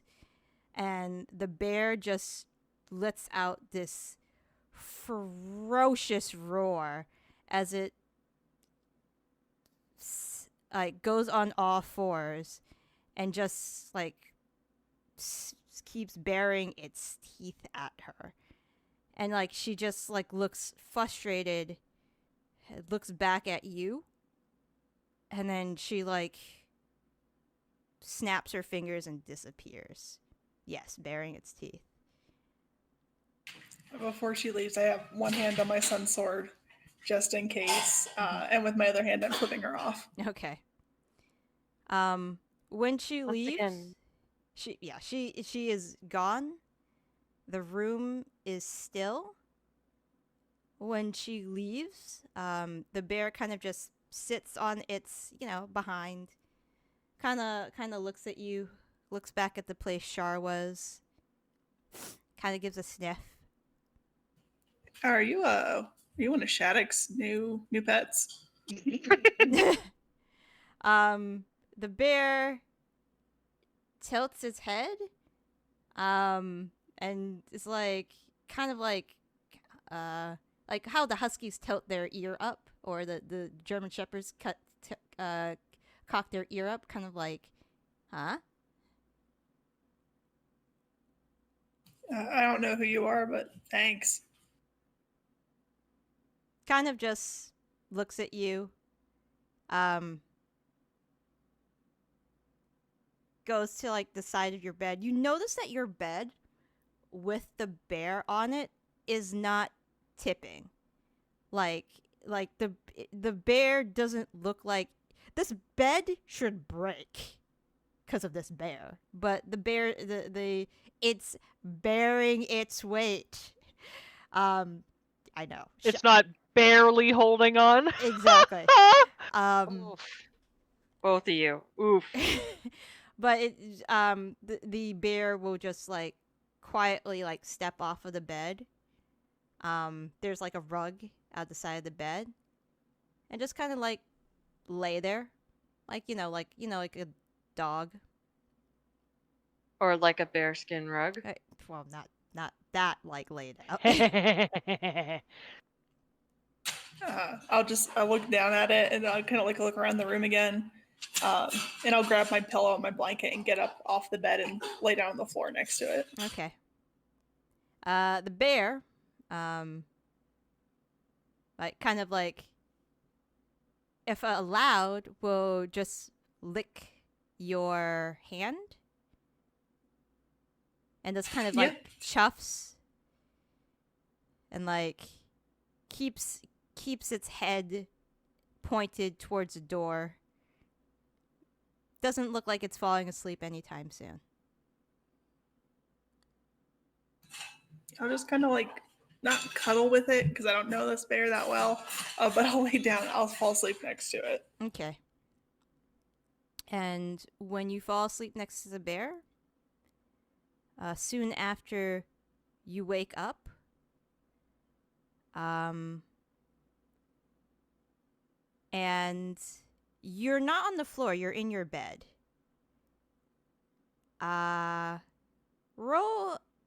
Your passive perception is really high, I assume. Passive perception is 21. Yeah. As you're waking up, you feel... Well, the bear's not there. But you feel something small underneath your pillow. Something like that could fit in the palm of your hand. Okay, far too small to be the disc. Yeah, far too small to be the disc. Okay, yeah, I'll reach under and pull it out. All right. Underneath the pillow, there is a shell carved figurine of a bear. And that is where we will end it for the night. Could still be Shaddoc.